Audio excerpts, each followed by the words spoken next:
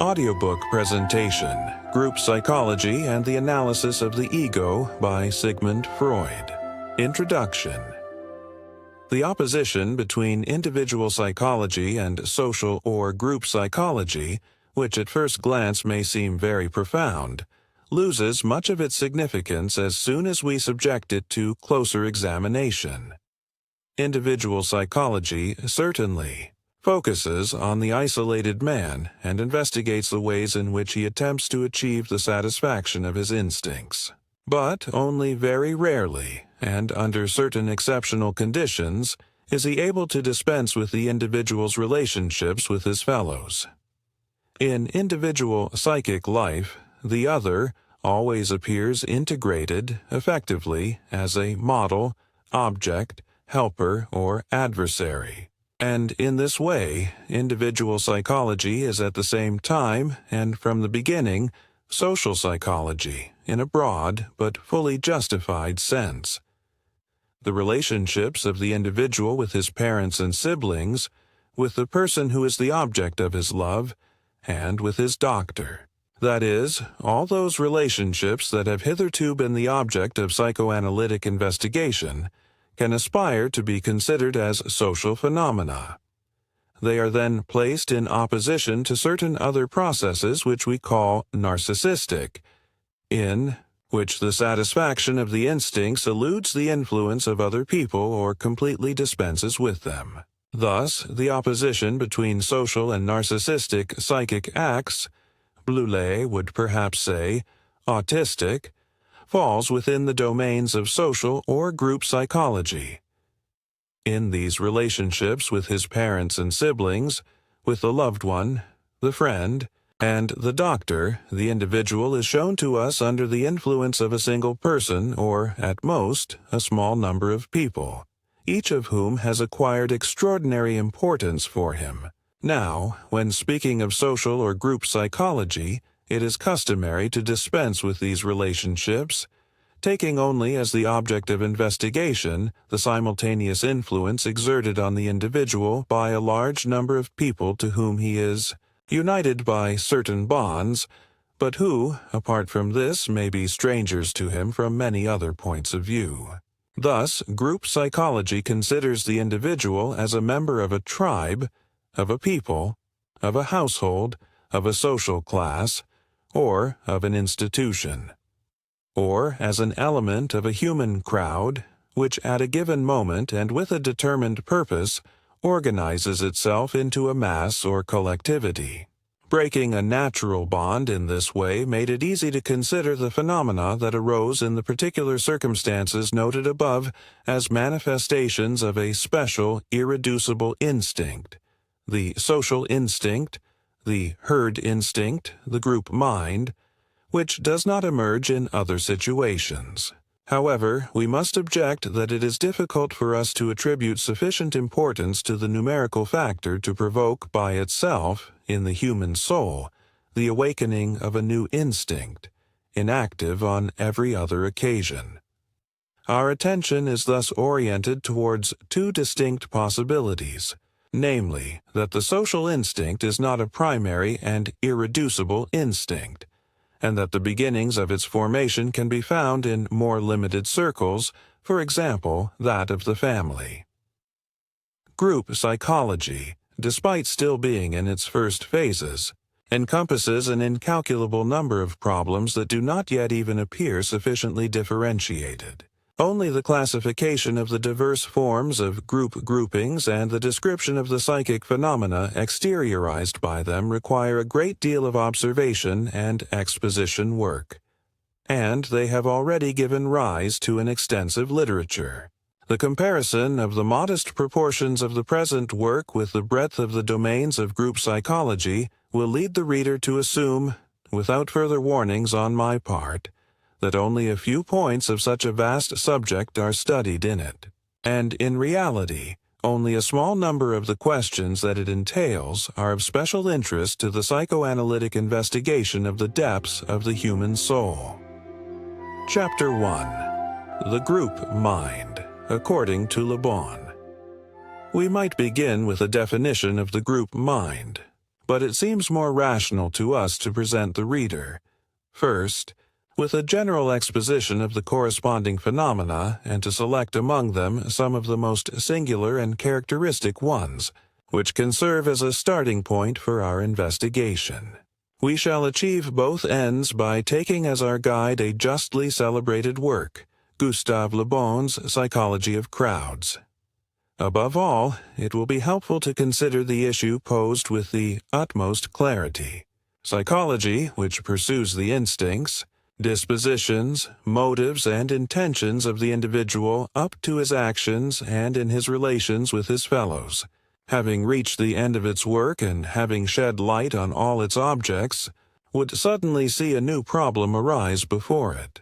It would, in effect, have to explain the surprising fact that under certain circumstances, arising from his incorporation into a human multitude that has acquired the character of a psychological mass, the very individual it has managed to make intelligible thinks, feels, and acts in an absolutely unexpected way. Now then, what is a mass? By what means does it acquire the faculty of exerting such a decisive influence on the individual psychic life? And what does the psychic modification that it imposes on the individual consist of? The answer to these questions, a task that will be easier to begin with the third and last one, is incumbent upon group psychology. Its object is, in effect, the observation of the modifications impressed upon individual reactions. Now, every attempt at explanation must be preceded by the description of the object to be explained. We will therefore give the floor to Gustave Le Bon. The most singular of the phenomena presented by a psychological mass is the following. Whatever the individuals who compose it may be, and however diverse or similar their way of life, their occupations, their character, or their intelligence, the simple fact of being transformed into a crowd endows them with a kind of collective mind. This soul makes them feel, think, and act in a manner completely different from how each of them would feel, think, and act in isolation. Certain ideas and certain feelings do not arise or transform into actions, except in individuals constituted in a crowd. The psychological mass is a provisional being composed of heterogeneous elements, fused for an instant, exactly as the cells of a living body, by their reunion, form a new being that exhibits characters very different from those that each of those cells possesses. Allowing ourselves to interrupt Le Bon's exposition with our glosses, we will interpose the following observation here. If the individuals who are part of a crowd are fused into a unit, something must exist that links them to one another, and this something could very well be what characterizes the mass. But Le Bon leaves this question standing, and moving on to the modifications that the individual experiences in the mass, he describes them in terms very consistent with the fundamental principles of our psychology of the depths. It is easy to verify the high degree to which the individual integrated into a crowd differs from the isolated individual. What is already more arduous is to discover the causes of that difference. To at least glimpse them, it is necessary to remember, first of all, the observation made by modern psychology that not only in organic life, but also in the functioning of intelligence, unconscious phenomena play a preponderant role. The conscious life of the spirit appears very limited next to the unconscious. The subtlest analyst, the most penetrating observer, never managed to discover but a minimal part of the unconscious motives that guide them. Our conscious acts are derived from an unconscious substratum, formed for the most part by hereditary influences. This substratum entails the innumerable ancestral residues that constitute the soul of the race. Behind the confessed causes of our acts, there are secret causes, unknown to all. The majority of our daily actions are the effect of hidden motives that escape our knowledge. Le Bon thinks that in a crowd, individual acquisitions are erased, thus disappearing the personality of each of those who integrate it. The social unconscious emerges in the foreground, and the heterogeneous merges into the homogeneous. We will say then that the psychic superstructure, so diversely developed in each individual, is destroyed, leaving bare the uniform unconscious base common to all. In this way, an average character of the individuals constituted in a crowd would be formed. But Le Bon finds that such individuals also show new qualities, which they lacked before, and he finds the explanation of this phenomenon in 3 different factors. The appearance of the characters peculiar to crowds is shown to us to be determined by various causes. The first of these is that the individual integrated into a crowd acquires, by the simple fact of number, a feeling of invincible power, thanks to which he can allow himself to yield to instincts that, before, as an isolated individual, he would have forcibly restrained, and he will abandon himself to such instincts the more willingly since, as the crowd is anonymous and consequently irresponsible, the feeling of responsibility, a powerful and constant brake on individual impulses, will disappear for him. Our point of view dispenses us from granting great value to the appearance of new characters. It is enough for us to say that the individual who becomes part of a crowd is placed in conditions that allow him to suppress the repressions of his unconscious tendencies. The apparently new characters that he then manifests are precisely exteriorizations of the individual unconscious, a system in which all the bad existing in the human soul is contained in germ. The disappearance, in these circumstances, of the consciousness or the feeling of responsibility is a fact whose understanding offers us no difficulty. For a long time ago, we observed that the nucleus of what we call moral conscience was social anxiety. A second cause, mental contagion, also intervenes to determine the manifestation of special characters in crowds, and at the same time their orientation. Contagion is an easily verifiable phenomenon but still unexplained, and one that must be linked to phenomena of the hypnotic order, whose study we will undertake in later pages. Within a crowd, every feeling and every act is contagious, to the point that the individual sacrifices his personal interest to the collective interest very easily, an attitude contrary to his nature and one to which man only becomes susceptible when he forms part of a crowd.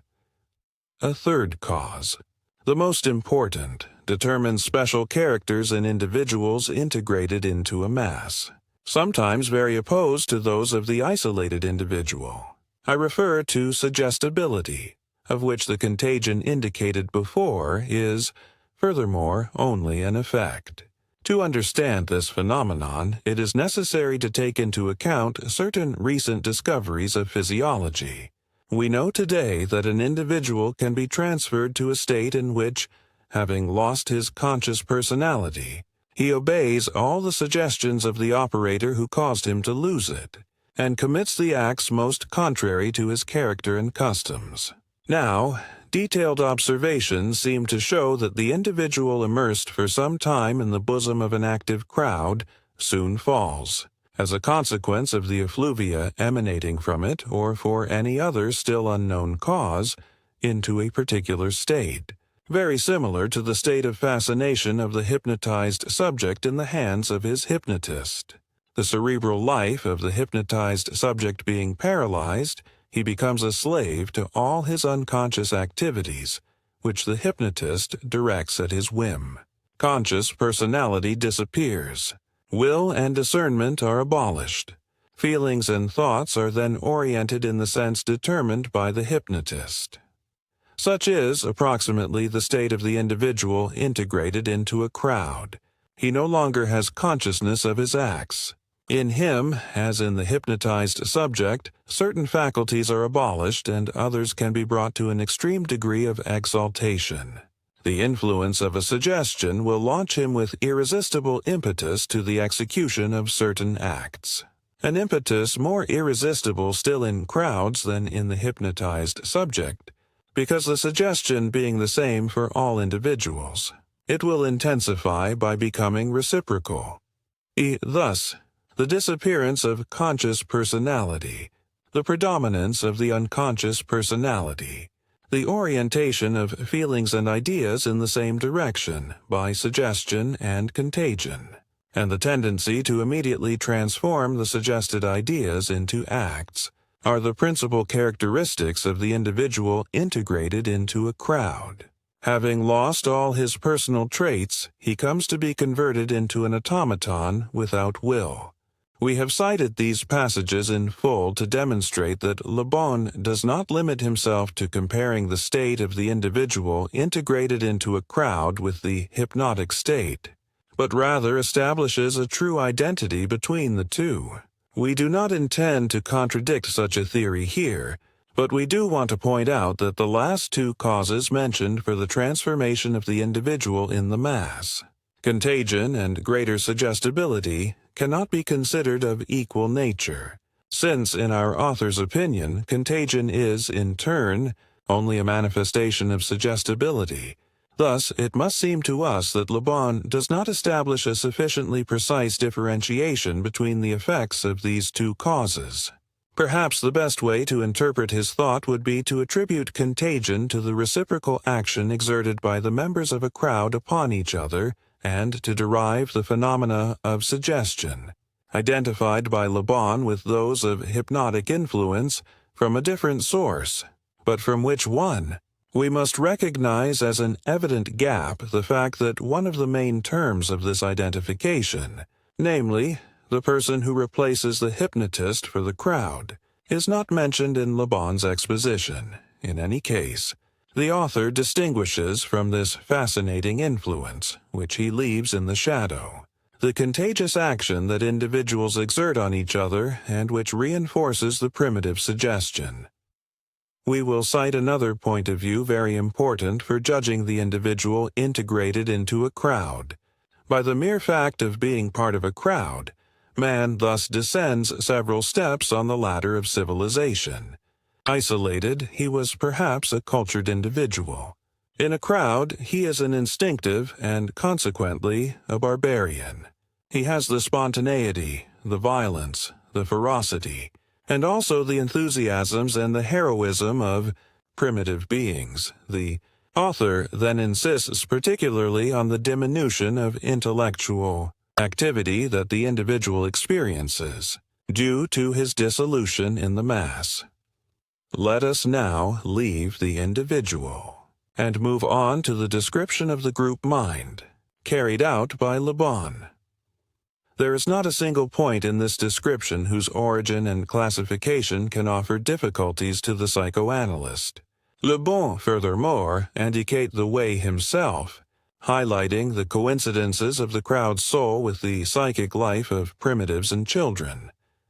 The crowd is impulsive, volatile, and irritable, and allows itself to be guided almost exclusively by the unconscious. The impulses it obeys can be, depending on the circumstances, noble or cruel, heroic or cowardly, but they are always so imperious that personality and even the instinct of self-preservation disappear before them. Nothing in it is premeditated. Even when it passionately desires something, it never desires it for long, because it is incapable of a persistent will. It tolerates no delay between desire and realization. It harbors a feeling of omnipotence. The notion of the impossible does not exist for the individual who is part of a crowd. The crowd is extraordinarily impressionable and credulous. It lacks a critical sense, and the improbable does not exist for it. It thinks in images that link to each other associatively, as in those states in which the individual gives free rein to his imagination, without any rational instance intervening to judge how much his fantasies adapt to reality. The feelings of the crowd are always simple and exalted. Thus, it knows no doubts or uncertainties. Crowds quickly reach extremes.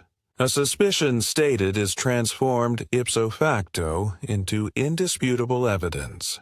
A principle of antipathy passes to constitute, in seconds, a fierce hatred.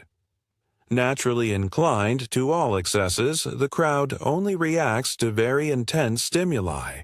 To influence it, it is useless to argue logically.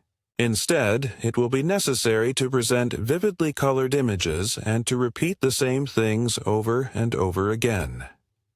Harboring not the slightest doubt about what it believes to be the truth or the error, and possessing, moreover, clear consciousness of its power, the crowd is as authoritarian as it is intolerant.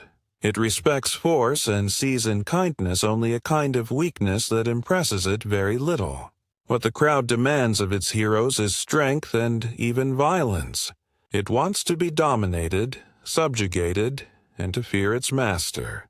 Crowds harbor, fundamentally, irreducible conservative instincts, and, like all primitives, a fetishistic respect for traditions and an unconscious horror of novelties susceptible to modifying their conditions of existence. If we want to form an exact idea of the morality of crowds, we must bear in mind that in the gathering of individuals integrated into a mass, all individual inhibitions disappear, while all the cruel, brutal, and destructive instincts, residues of primitive epochs, latent in the individual, waken and seek their free satisfaction. But under the influence of suggestion, masses are also capable of disinterest and sacrifice for an ideal. Personal interest, which constitutes almost the only motive for action of the isolated individual, is not shown in the masses as a dominant element, except on very few occasions. One can even speak of a moralization of the individual by the mass.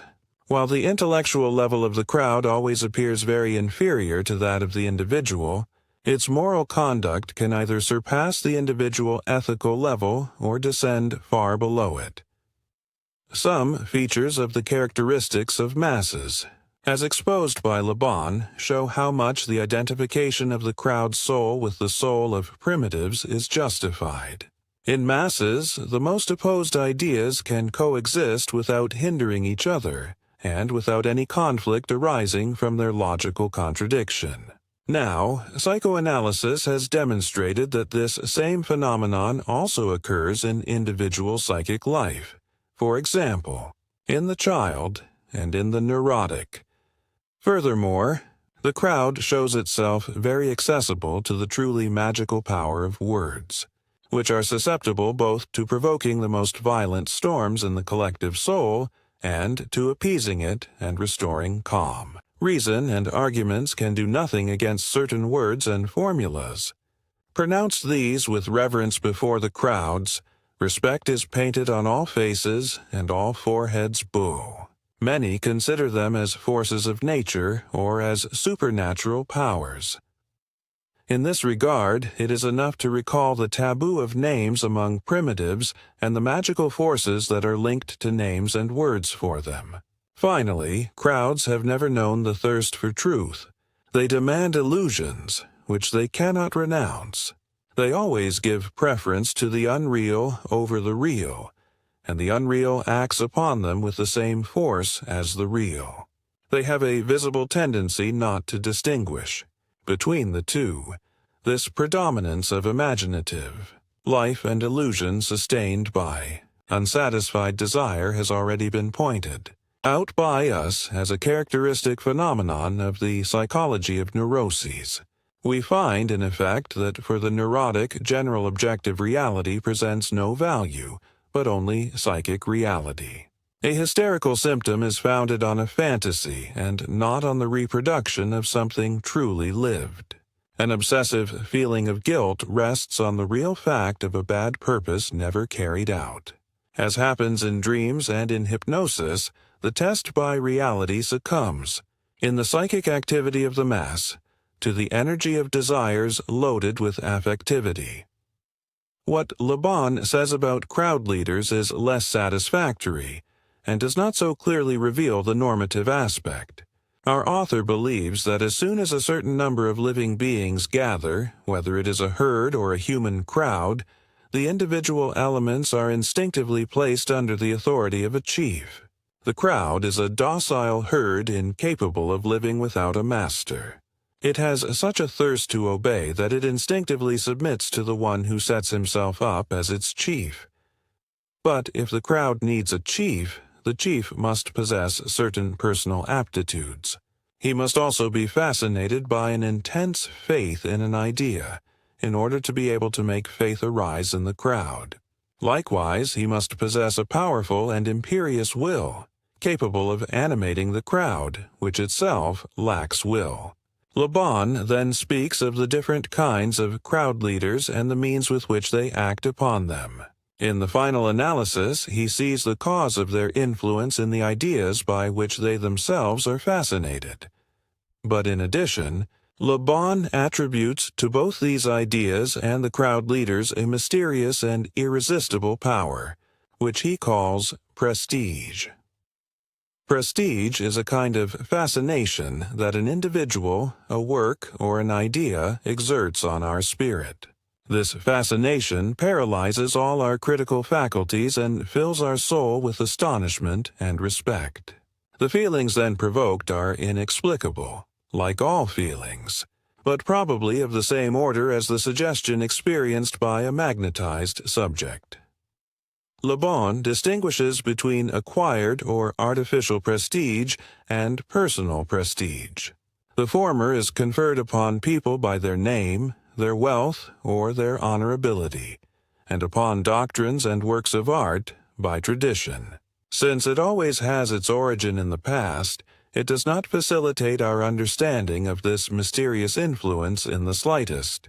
Personal prestige is an adornment that very few enjoy, but these few impose themselves by the mere fact of possessing it, as chiefs, and make themselves obeyed as if they possessed a magical talisman. In any case, whatever its nature, prestige always depends on success and disappears in the face of failure. It cannot be overlooked that Le Bon's considerations on crowd leaders and the nature of prestige are not up to the level of his brilliant description of the group mind. Chapter 2. Other conceptions of collective, psychic life.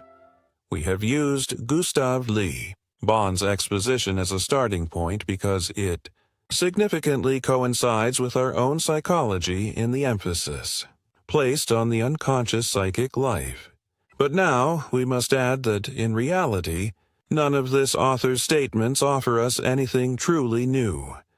His contemptuous appraisal of the manifestations of the group mind has already been expressed in equally precise and hostile terms by other authors. It has been repeated from the most remote epochs of literature by countless thinkers, poets, and statesmen. The two principles that contain Le Bon's most important points of view, the collective inhibition of intellectual function and the intensification of affectivity in the crowd, were formulated shortly before by Sigele. Thus, the only thing peculiar to Le Bon is his conception of the unconscious and the comparison with the psychic life of primitives, although even on these points he did not lack precursors. But there is more. The description and appraisal that Le Bon and others make of the group mind have not remained free of objections. Undoubtedly, all the previously described phenomena of the group mind have been exactly observed, but it is also possible to oppose them with other manifestations of collective formations, completely contrary to them, and susceptible to suggesting a higher valuation of the soul of crowds. Le Bon himself already shows himself willing to concede that under certain circumstances, the morality of crowds can be higher than that of the individuals who compose it, and that only collectivities are capable of great disinterestedness and a high spirit of sacrifice. Personal interest, which constitutes almost the only motive for action of the isolated individual, is not shown in the masses as a dominant element except on very few occasions. Other authors emphasize the fact that it is society that imposes the norms of morality on the individual, who is generally incapable of rising to them on his own. Or they affirm that in exceptional circumstances, the phenomenon of enthusiasm arises in the collectivity, which has enabled crowds to perform the most noble and generous acts. Regarding intellectual production, on the other hand, it is proven that the great creations of thought, the capital discoveries, and the decisive solutions to great problems are only possible for the isolated individual who works in solitude. Nevertheless, the group mind is also capable of giving life to spiritual creations of a genial order, as proven, first of all, by language, and then by folk songs, folklore, and so forth. It would also be necessary to specify how much the thinker and the poet owe to the stimuli of the mass, and whether they are really anything more than the perfecters of a psychic work in which others have collaborated simultaneously. In the presence of these apparently irreducible contradictions, it seems that the work of group psychology must turn out to be sterile. However, it is not difficult to find a path full of hope. Probably, very diverse formations have been confused under the generic denomination of crowds, and it is necessary to establish a distinction between them. The data from Siegele, Le Bon, and others refer to masses of transitory existence, rapidly constituted by the association of individuals moved by a common interest but very different from one another. It is undeniable that the characters of revolutionary masses, especially those of the French Revolution, have influenced their description. In contrast, the opposing affirmations are derived from the observation of those other stable masses or permanent associations, in which men spend their entire lives and which take shape in social institutions. The crowds of the first category are, with respect to those of the second, what the short, but high waves are to the immense surface of the sea. Mr. McDougall, who in his book The Group Mind, published in Cambridge in 1920, starts from the same contradiction noted above, resolves it by introducing the factor of organization. In the simplest case, he says, the mass or group possesses no organization or only a rudimentary one. He gives this disorganized mass the name crowd. However, he confesses that no human group can be formed without a certain beginning of organization, and that it is precisely in these simple and rudimentary masses that some of the fundamental phenomena of group psychology can be most easily observed. For the accidentally gathered members of a human group to form something similar to a mass, in the psychological sense of the word, it is a necessary condition that something be common among the individuals, that a same interest links them to a same object, that they experience the same feelings in the presence of a given situation, and consequently, I would add, that they possess, to a certain extent, the faculty of reciprocal influence between the members of the group. The more energetic this mental homogeneity is, the more easily the individuals will form a psychological mass, and the more evident will be the manifestations of a group mind. The most singular and at the same time most important phenomenon of mass formation consists in the exaltation or intensification of emotivity in the individuals who integrate it. It can be said, McDougall believes, that there are no other conditions in which human effects reach the intensity they achieve in the crowd. Furthermore, the individuals of a crowd experience a voluptuous sensation when they surrender limitlessly to their passions and merge into the mass, losing the feeling of their individual delimitation. McDougall explains this absorption of the individual by the mass by attributing it to what he calls the principle of the direct induction of emotions by means of the primitive sympathetic reaction. That is, to that which is already known to us psychoanalysts as the contagion of affects. The fact is that the perception of the signs of an affective state is capable of automatically provoking the same affect in the observer. This automatic obsession is more intense the greater the number of people in whom the same effect is simultaneously observed.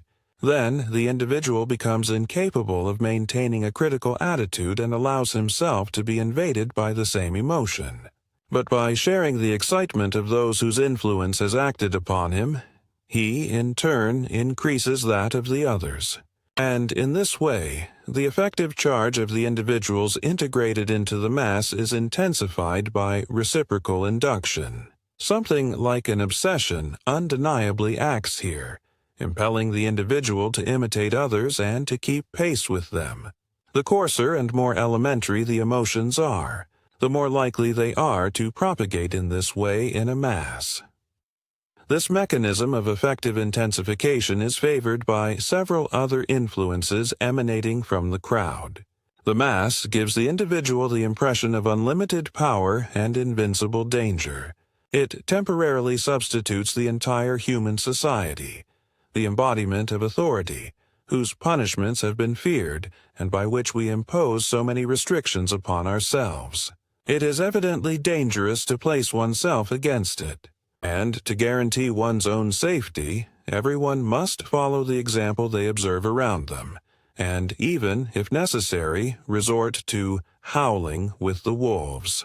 Obedient to the new authority, we must silence our previous conscience and thus yield to the attraction of pleasure that we will surely achieve by the cessation of our inhibitions.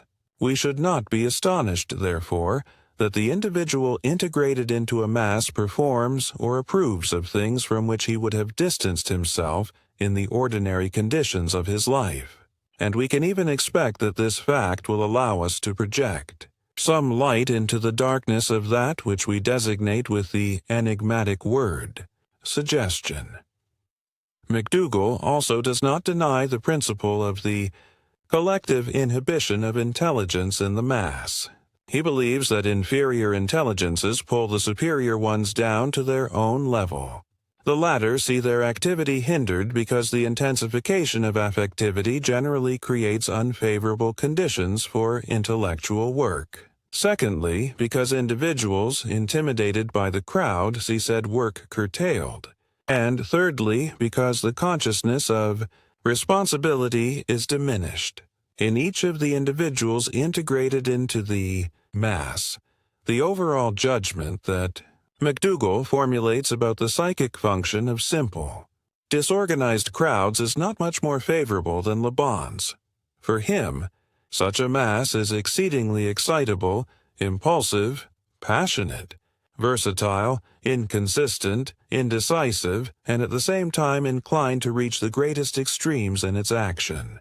It is accessible only to violent passions and elementary feelings, extraordinarily easy to suggest, superficial in its reflections, violent in its judgments, capable of assimilating only the simplest and most imperfect arguments and conclusions, and easy to lead and move. It lacks all sense of responsibility and respectability, and it is always ready to let itself be carried away by the consciousness of its strength to violence characteristic of absolute and irresponsible power. It behaves, then, like a badly educated child or a passionate and unsupervised savage in a situation that is unfamiliar to him. In the most serious cases, it behaves more like a herd of wild animals than a gathering of human beings. Since McDougall contrasts this attitude with that of crowds that possess a superior organization, we will await with impatience to find out what such organization consists of and what factors favor its establishment. The author enumerates 5 of these capital factors, 5 principal conditions necessary to raise the level of the psychic life of the crowd. The first condition, and the essential one, consists of a certain measure of continuity in the composition of the mass. This continuity can be material or formal. The former, when the same people are part of the crowd for a more or less prolonged period of time. The latter, when certain situations develop within the mass that are successively occupied by different people. In the second place, it is necessary that each of the individuals in the mass has formed a determined idea of the nature, function, activity, and aspirations of the mass itself, an idea from which an effective attitude regarding the totality of the mass will be derived for him. In the third place, it is necessary that the mass be in relation to other analogous collective formations, which are, however, different in various aspects, and even rival with it. The fourth condition is that the mass possess traditions, customs, and institutions of its own, relating, above all, to the reciprocal relations of its members. Finally, the fifth condition is that the crowd possess an organization that manifests itself in the specialization and differentiation of the activities of each of its members. The fulfillment of these conditions would, according to McDougall, make the psychic defects of the collective formation disappear.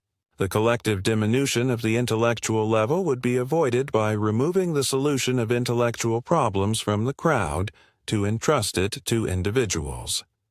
In our opinion, the condition that McDougall designates with the name organization of the crowd could be more justifiably described in a different way. It is about creating in the mass the faculties precisely characteristic of the individual, which he has lost as a consequence of his absorption by the crowd.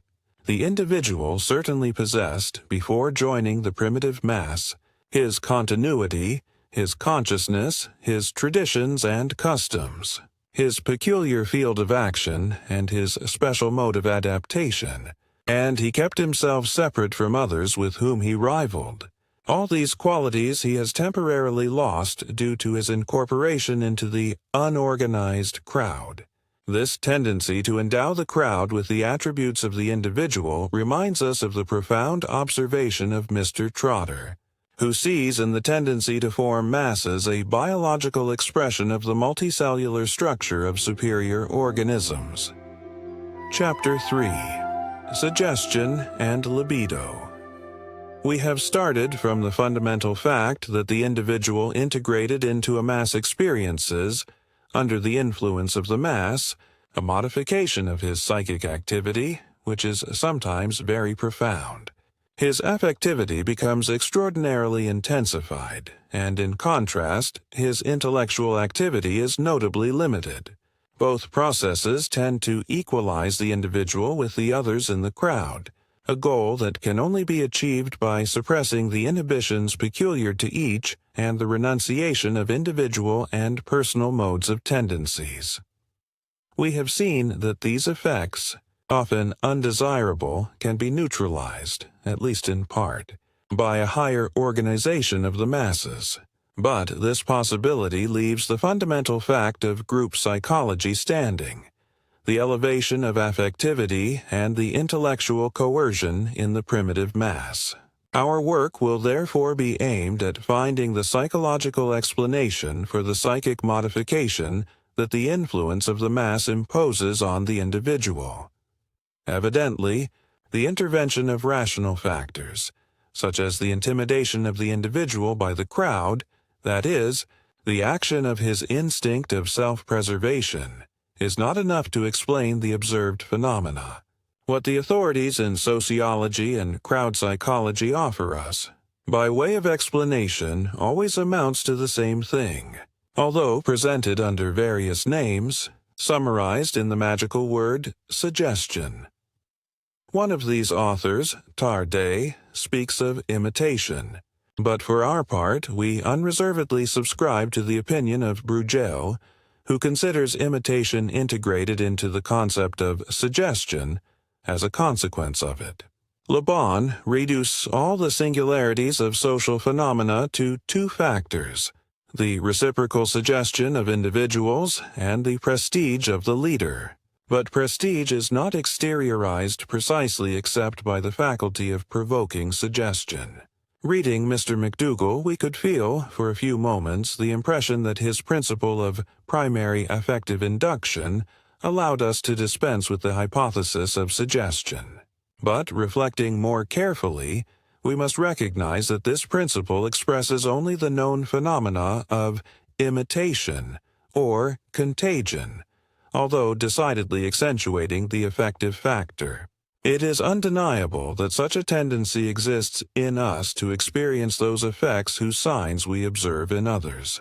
But how many times do we victoriously resist it, rejecting the affect and even reacting in a completely opposite way? And if so, why do we always surrender to the contagion instead, when we are an integral part of the mass? we must tell ourselves again that it is the suggestive influence of the mass that forces us to obey this tendency to imitation and induces the affect in us. But, even putting all this aside, McDougall does not allow us to dispense with suggestion either, since, like many other authors, he tells us that the masses are distinguished by a special suggestibility. In this way, we are prepared to admit that suggestion, or more accurately, suggestibility, is a primary, irreducible phenomenon, a fundamental fact of human psychic life. This was the opinion of Bernheim, whose astonishing experiments I witnessed in 1889. But I also remember having experienced at that time a dim animosity against such tyranny of suggestion. When I heard Bernheim question a not very docile patient with the words, "What are you doing? Vous vous contre-suggestionnez," I told myself that this constituted an injustice and a violence. The subject possessed an evident right to counter-suggest when one tried to dominate him by means of suggestions.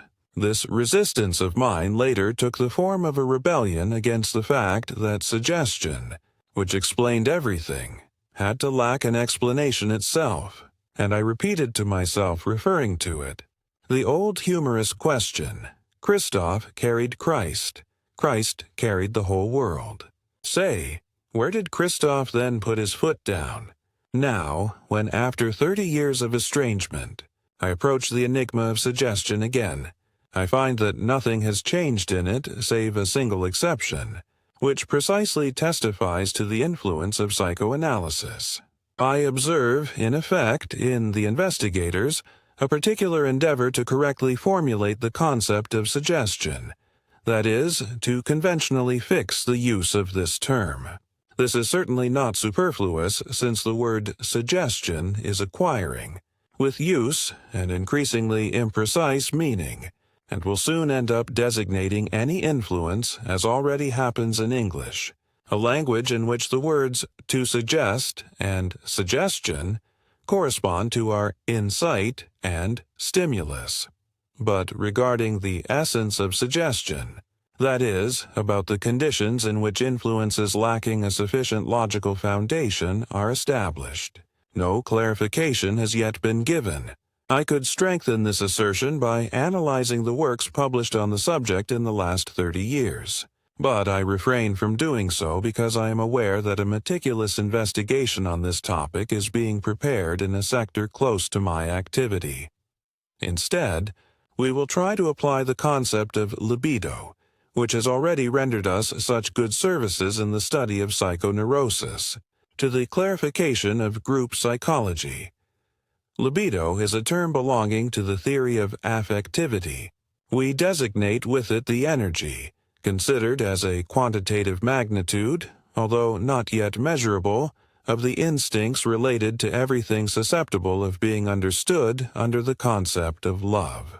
The nucleus of what we call love is naturally constituted by what is generally designated by that word and is sung by poets, that is, by sexual love, whose ultimate aim is sexual intercourse.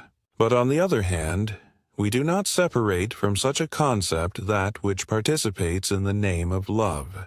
That is, on the one hand, the individual's love for himself, and on the other, parental and filial love, friendship and love for humanity in general, for concrete objects or for abstract ideas.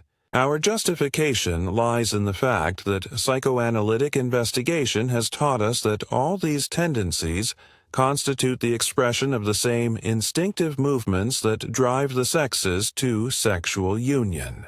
But in different circumstances, they are diverted from this sexual aim or stopped in the achievement of it, although retaining enough of their essence to maintain their identity recognizable.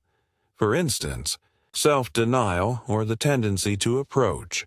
We believe, then, that with the word love, in its multiple meanings, language has created a perfectly justified synthesis, and that we can do nothing better than to take it as the basis of our scientific discussions and expositions.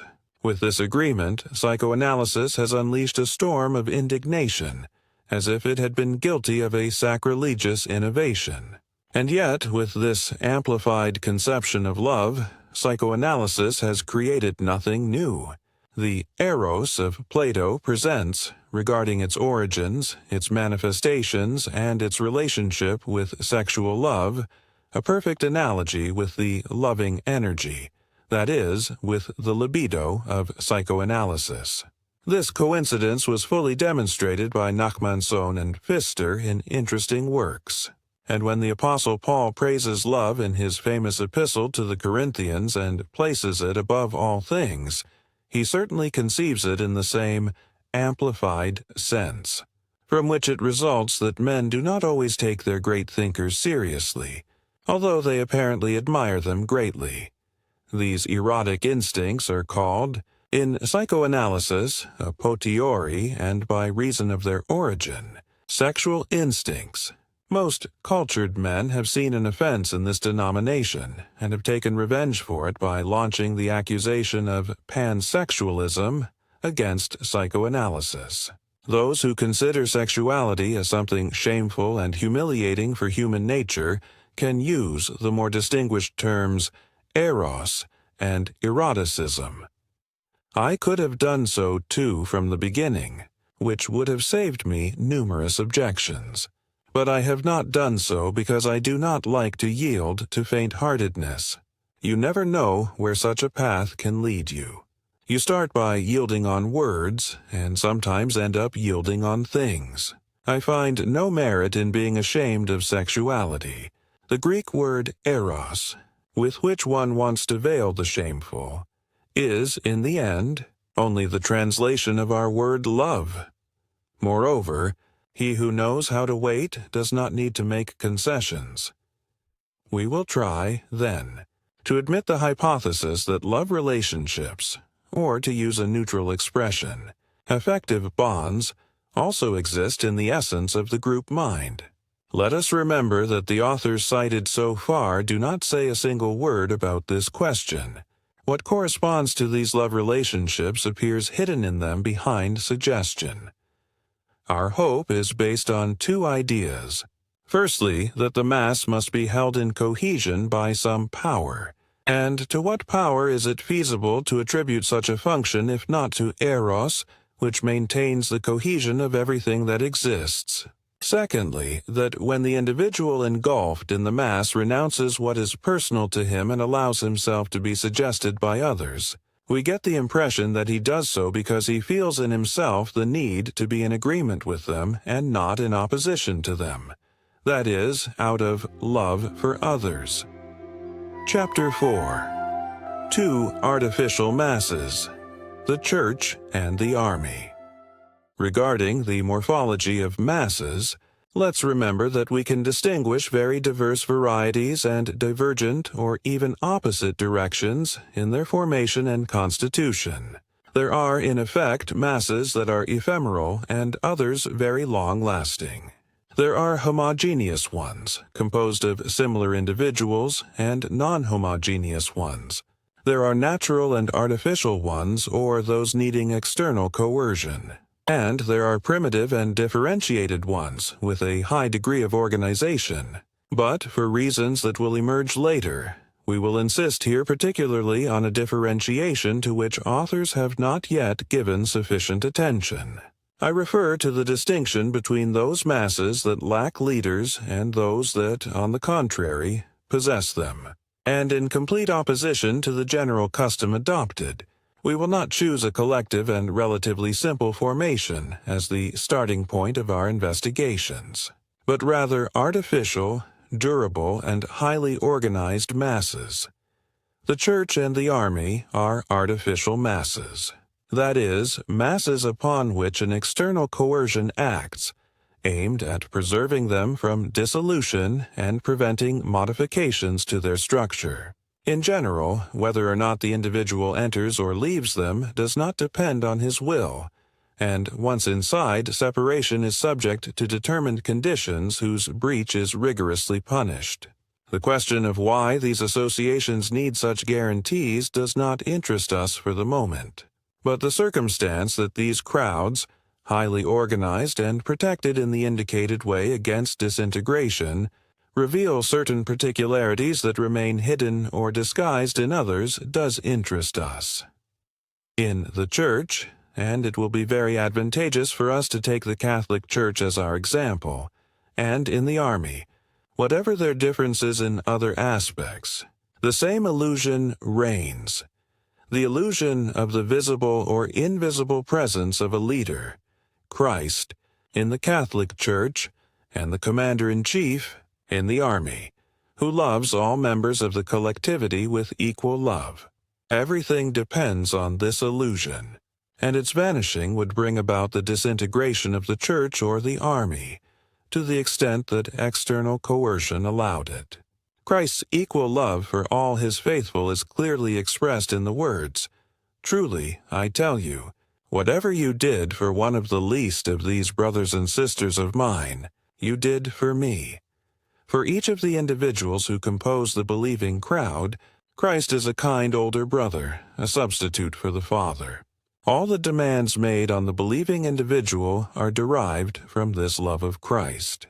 And the democratic spirit that animates the Church depends on the equality of all the faithful before Christ and their identical participation in divine love. It is not without a profound reason that the Christian community is compared to a family, and the faithful are considered brothers in Christ, that is, brothers through the love that Christ professes for them. In the bond that unites each individual to Christ, we must undoubtedly see the cause of the bond that unites the individuals to each other. A similar situation occurs in the Army. The chief is the father who loves all his soldiers equally, which is why they are comrades to one another. From the point of view of structure, the Army is distinguished from the Church by the fact that it is composed of a hierarchy of masses of this order. Every captain is the commander-in-chief and the father of his company, and every non-commissioned officer of his section. The Church also presents such a hierarchy, but it no longer plays the same economic role in it, since it must be assumed that Christ knows his faithful better than the general knows his soldiers and cares more about them. Against this conception of the libidinal structure of the Army, it will be rightly objected that it completely disregards the ideas of homeland, national glory, and so forth, which are so important for the cohesion of the Army. In response to such an objection, we will allege that it is a different and much less simple case of collective formation, and the examples of great captains, such as Caesar, Wallenstein, and Napoleon, demonstrate that said ideas are not indispensable for maintaining the cohesion of an army. Later, we will briefly discuss the possible substitution of the chief by a governing idea and the relations between this and the chief. Neglecting this libidinal factor in the army, even in those cases where it is not the only one acting, seems to constitute not only a theoretical error, but also a practical danger. Prussian militarism, as anti-psychological as German science, may have experienced the consequences of such an error in the Great War. The war neuroses that disintegrated. The German army represented a protest of the individual against the role assigned to him in the army, and according to the communications of E. Simmel, it can be affirmed that the harshness with which the chiefs treated their men constituted one of the main causes of such neuroses.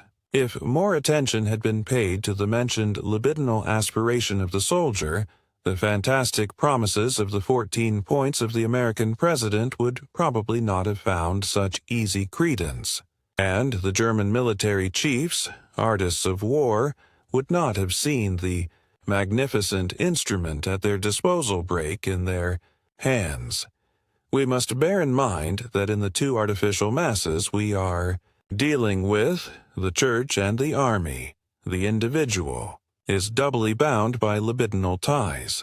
Firstly, to the chief, Christ or the general, and furthermore, to the remaining individuals of the collectivity. Later, we will investigate the relationships existing between these two orders of ties, seeing whether or not they are of equal nature and value and how they can be psychologically described. But from now on, we believe we can already reproach the authors for not having paid sufficient attention to the importance of the director for the psychology of the mass. In contrast, we have placed ourselves in more favorable conditions by the choice of our first object of investigation. And we believe we have found the path that must lead us to the explanation of the fundamental phenomenon of group psychology, the lack of freedom of the individual integrated into a crowd. If each of these individuals is bound by solid affective ties to two different centers, it should not be difficult for us to derive from this situation the modification and limitation of his personality, generally observed. The phenomenon of panic, observable in military masses more clearly than in any other collective formation, also demonstrates to us that the essence of the crowd consists in the libidinal bonds existing in it. Panic occurs when such a crowd begins to disintegrate, and it is characterized by the fact that the orders of the chiefs cease to be obeyed, with each individual now only caring about himself, without paying any attention to the others. Reciprocal ties thus broken, an immense and senseless fear arises. Naturally, it will be objected here that we are inverting the order of the phenomena, and that it is fear, which, by growing disproportionately, imposes itself on all kinds of ties and considerations. McDougall has even used the case of panic, though not the military one, as a model example of his theory of the intensification of affects by contagion or primary induction. But this rationalistic explanation is absolutely unsatisfactory, because what needs to be explained is precisely why the fear has come to take such gigantic proportions. This cannot be attributed to the magnitude of the danger, since the same army that at a given moment succumbs to panic may have faced much greater dangers with perfect serenity on other nearby occasions. And the essence of panic is precisely its lack of relation to the threatening danger, sometimes being triggered by insignificant causes. When the individual integrated into a mass where panic has arisen begins to think only of himself, he thereby shows that he has realized the tearing apart of the affective ties that until then diminished the danger in his eyes. Now that he finds himself isolated before it, he must estimate it as greater. It turns out, then, that panic fear presupposes the relaxation of the libidinal structure of the mass and constitutes a justified reaction to it. The opposite hypothesis, that the libidinal ties of the mass are destroyed by fear in the face of danger, is erroneous. These observations do not contradict the assertion that collective fear grows to acquire immense proportions under the influence of induction or contagion. This theory of McDougall's is accurate in those cases where the danger is really great and there are no solid affective ties in the mass. Circumstances that occur, for example, when a fire breaks out in a theater or a meeting hall. But the most instructive case, and the one best suited to our purposes, is that of an army corps invaded by panic in the face of a danger that does not exceed the ordinary measure and that has been faced with perfect serenity other times. Certainly the word panic does not possess a precise and unequivocal determination. Sometimes it is used to designate collective fear. Others it is applied to individual fear. When it exceeds all measure, and others finally, it seems reserved for those cases in which the explosion of fear is not justified by the circumstances. Giving it the meaning of collective fear, we can establish a broad analogy. Individual fear can be caused by the magnitude of the danger or by the rupture of affective ties or localizations of the libido. The latter case is that of neurotic anxiety. In the same way, panic is produced by the intensification of the danger that threatens everyone, or by the rupture of the affective ties that guaranteed the cohesion of the mass. And in this last case, collective anxiety presents multiple analogies with neurotic anxiety. Seeing. Like McDougall, in panic, one of the most characteristic manifestations of the group mind, one arrives at the paradox that this group mind would dissolve itself in one of its most evident exteriorizations, since it is undeniable that panic signifies the disintegration of the crowd, having as a consequence the cessation of all the considerations that the members of the crowd previously held for one another. The typical cause of a panic explosion is very analogous to the one Nestroy offers us in his parody of Hebel's drama, Judith and Holofernes. In this parody, a warrior shouts, "The chief has lost his head," and all the Assyrians take flight. Without the danger increasing, the loss of the chief, in any sense, is enough for panic to arise.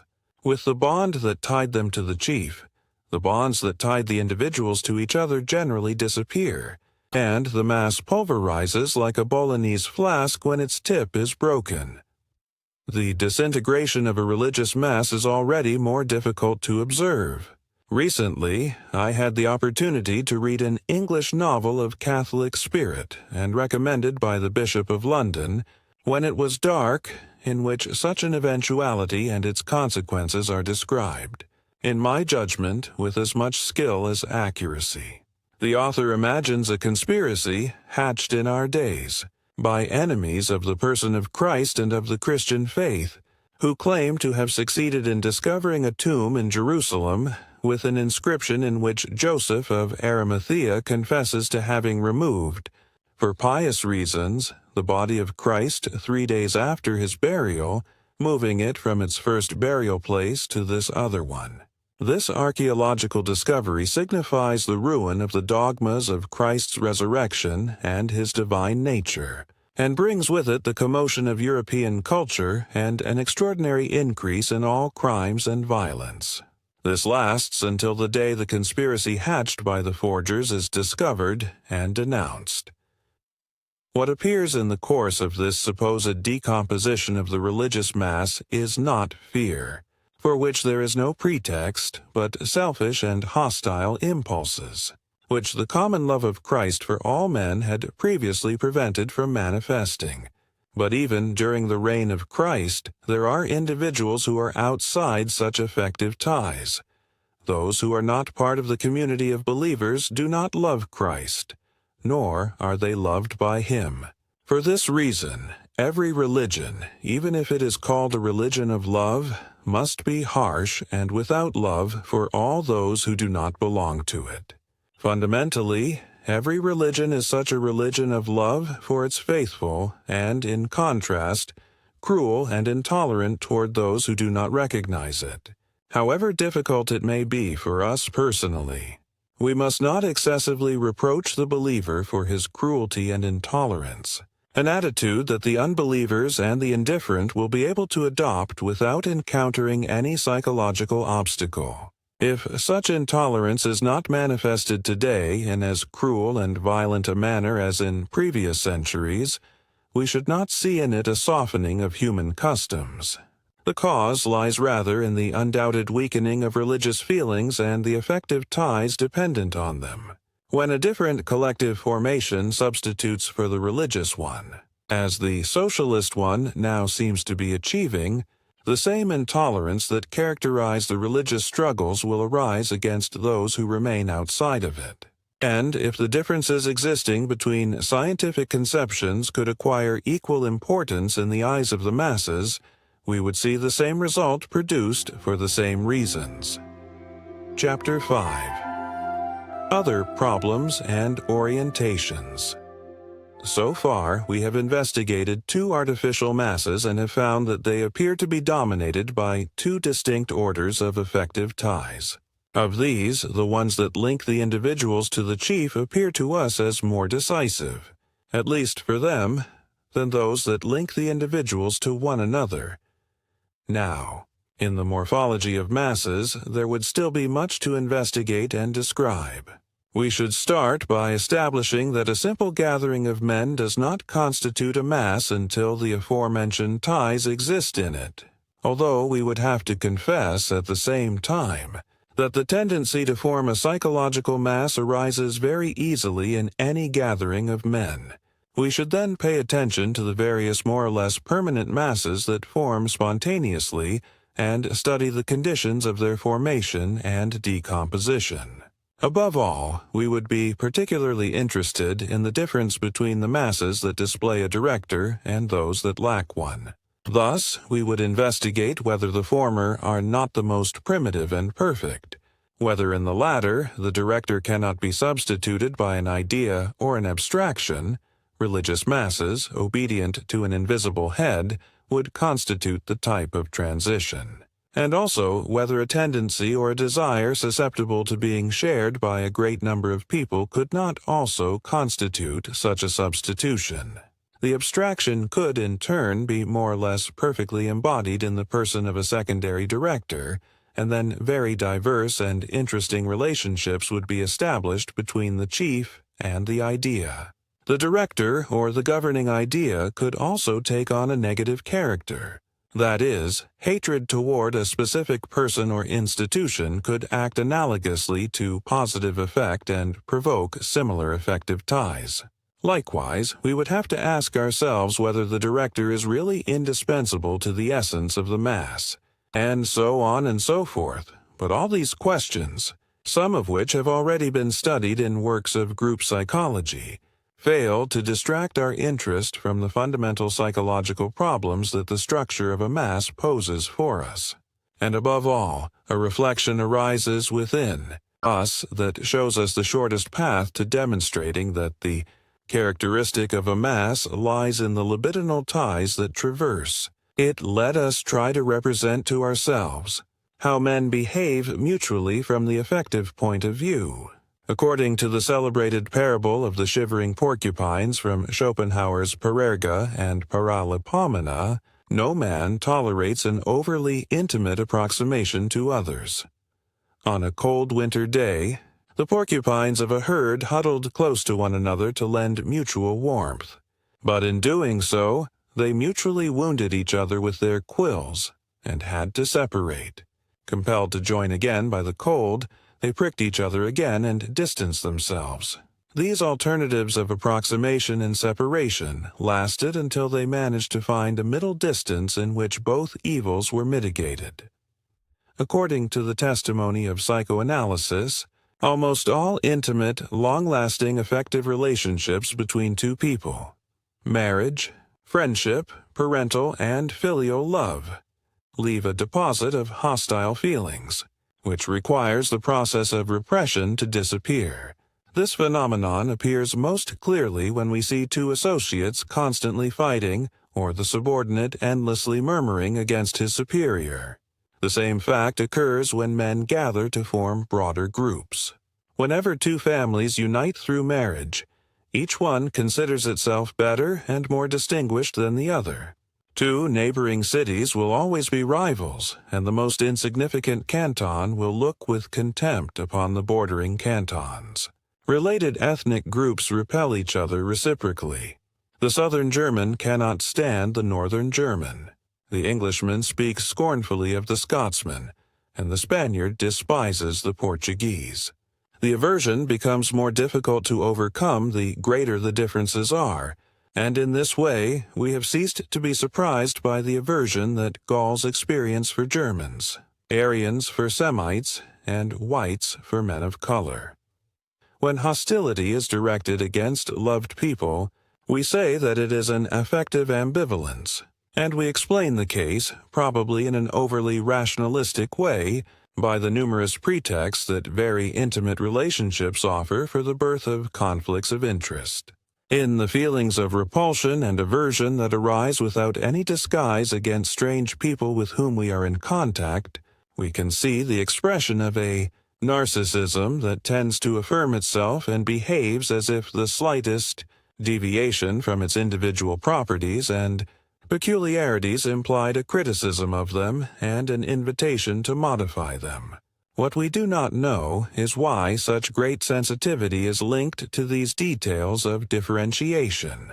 In contrast, it is undeniable that this behavior of men reveals a disposition to hatred and an aggressiveness to which we can attribute an elementary character. But all this intolerance disappears, fleetingly or lastingly in the mass.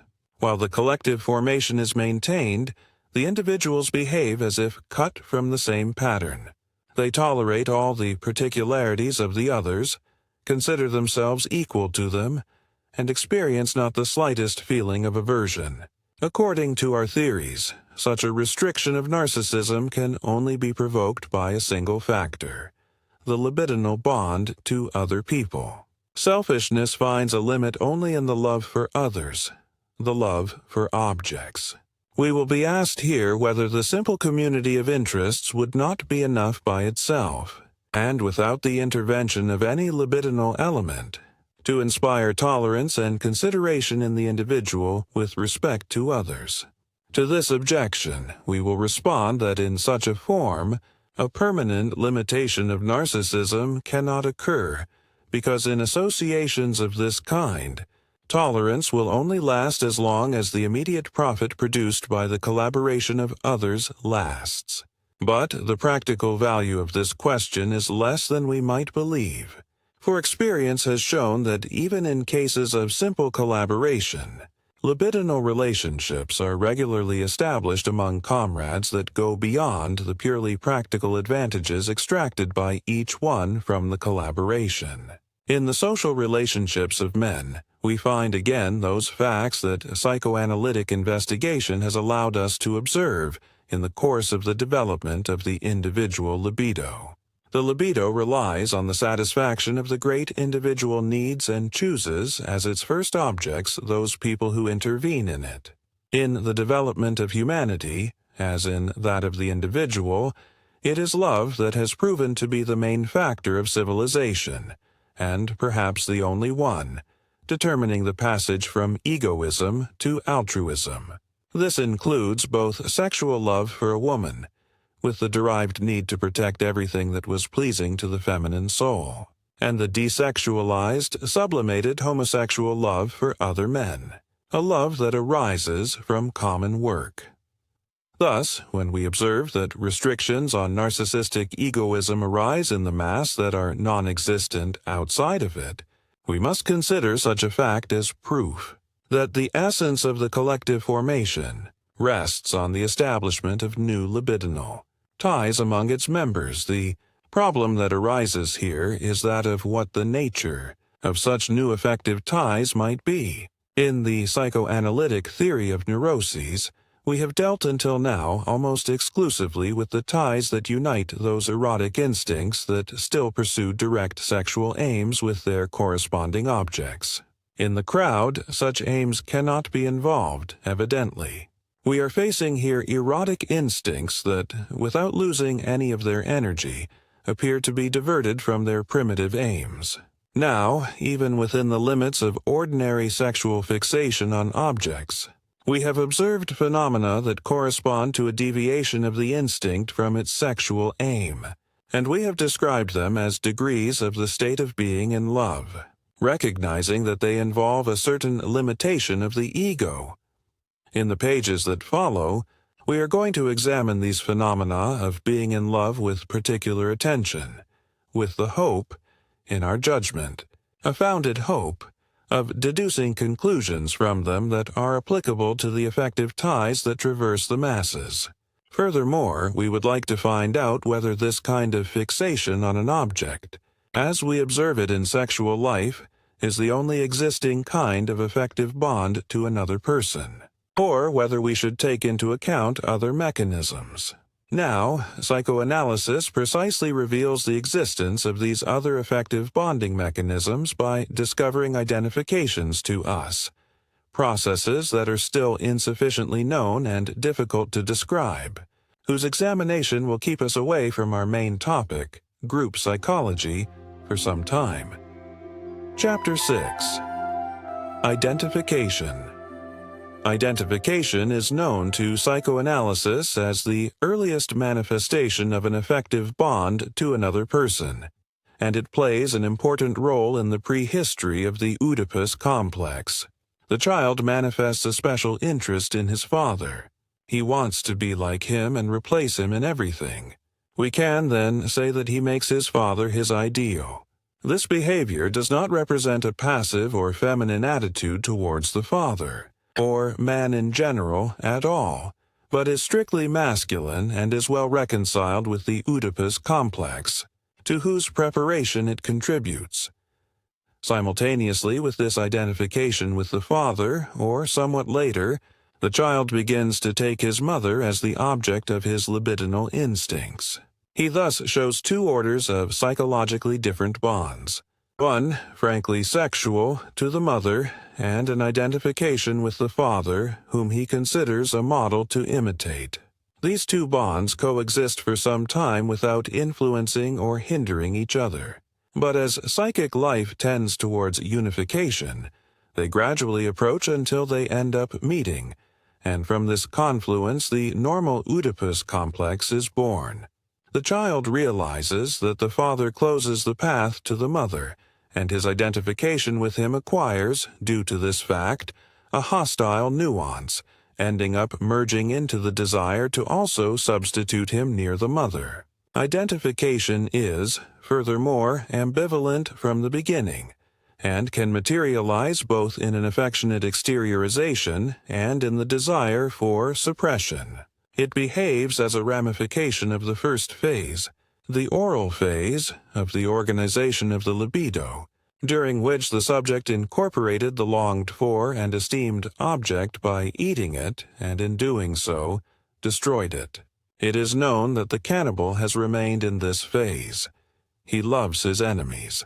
That is, he likes them or esteems them in order to eat them, and only eats those he loves from this point of view. Later, we lose sight of the destinies of this identification with the father. It may happen that the Oedipus complex undergoes an inversion. That is, adopting a feminine attitude, the father becomes the object from which direct sexual instincts expect their satisfaction. And in this case, identification with the father constitutes the preliminary phase of his conversion into a sexual object. This same process presides over the daughter's attitude towards the mother. It is not difficult to express this difference between identification with the father and choosing him as a sexual object in a formula. In the first case, the father is what one would like to be. In the second, what one would like to have. The difference is, then, that the interested factor is the subject or the object of the ego. For this reason, identification is always possible before any object choice.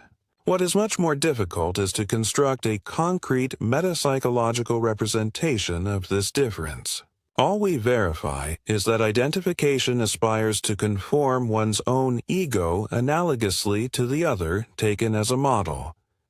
In a neurotic symptom, identification is linked to a more complex whole. Let us suppose the case that the daughter contracts the same pathological symptom that torments the mother, for example, a persistent cough. Well, this identification can result from two different processes. It can be, firstly, the same as the Oedipus complex, thus signifying the hostile desire to substitute the mother. And then, the symptom expresses the erotic inclination towards the father and achieves the desired substitution, but under the direct influence of the consciousness of guilt. Didn't you want to be your mother? You have succeeded now. At least, you already experience her same sufferings. Such is the complete mechanism of the formation of hysterical symptoms. But it can also happen that the symptom is the same as the loved person. Thus, in our fragment of an analysis of a case of hysteria, Dora imitates her father's cough. And then we must describe the situation by saying that identification has taken the place of object choice, this choice transforming itself, by regression, into an identification. We already know that identification represents the earliest and most primitive form of affective bond. In the conditions that preside over the formation of symptoms, and therefore repression, and under the regime of the mechanisms of the unconscious, it frequently happens that object choice becomes identification again, with the ego absorbing the qualities of the object. The singular thing is that in these identifications, The ego sometimes copies the unloved person and other times the loved one. It must also seem strange to us that in both cases, the identification is only partial and highly limited, contenting itself with taking only one trait of the object person. In a third case, particularly frequent and significant, of symptom formation, the identification is carried out independently of any libidinal attitude towards the copied person. When, for example, a young student in a boarding school receives a letter from her secret love that arouses her jealousy, and to which she reacts with a hysterical attack, some of her friends, aware of the facts, will be victims of what we could call psychic infection, and will in turn suffer an equal attack. The mechanism we witness here is that of identification, made possible by the attitude or the will to place oneself in the same situation. The others may also have a secret love affair and accept, under the influence of the feeling of their guilt, the suffering linked to it. It would be inaccurate to state that it is out of sympathy that they assimilate their friend's symptom. On the contrary, sympathy is born only from identification. And proof of this is that such infection or imitation also occurs in cases where there is less sympathy between the two people than can be supposed between two classmates in a boarding school. One ego has noticed in the other an important analogy at a determined point. In our case, it is a similarly pronounced degree of sentimentality.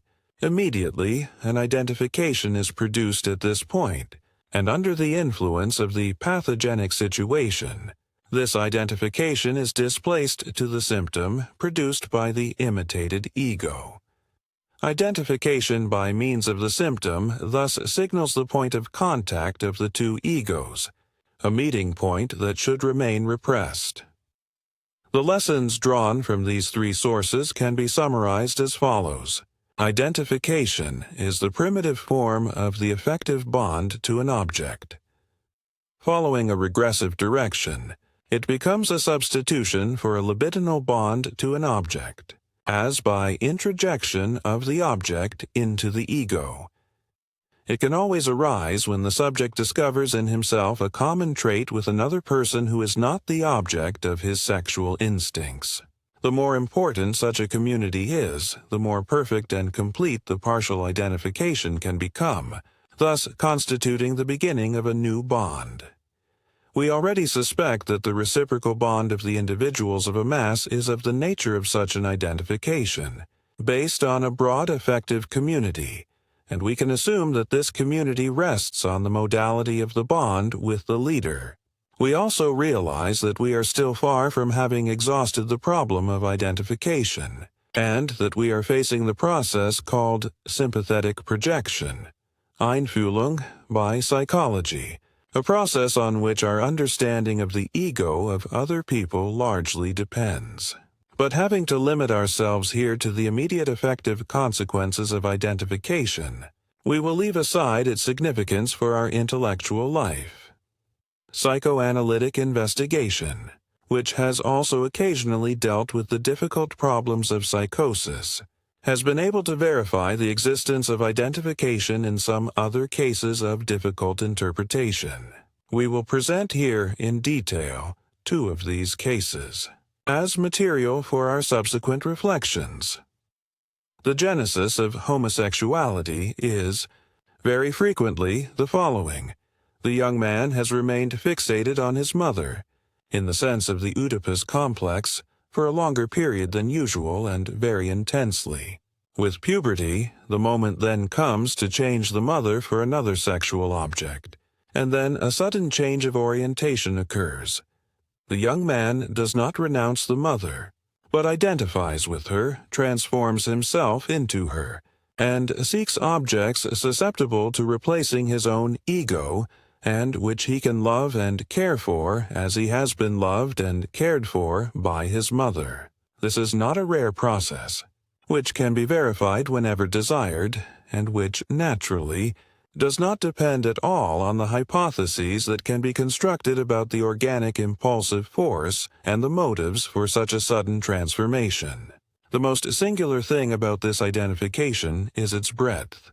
The ego is transformed in a very important order. The sexual character, according to the model of that other who until now constituted its object, the object then being lost or abandoned, without us being able to discuss for the moment whether the abandonment is total or the object remains preserved in the unconscious. The substitution of the abandoned or lost object by identification with it, that is, the introjection of this object into the ego, are facts that we already know, having had the opportunity to observe them directly in child life. Thus, the Internationale Zeitschrift für Psychoanalyse recently published the case of a child who, saddened by the death of a kitten, soon declared that he was now that animal and began to walk on all fours, refusing to eat at the table and so forth. The analysis of melancholia, an affliction that counts the real or effective loss of the loved object among its most evident causes, offers us another example of this introjection of the object. One of the main characteristics of these cases is the cruel self-humiliation of the ego, linked to an implacable self-criticism and the bitterest reproaches.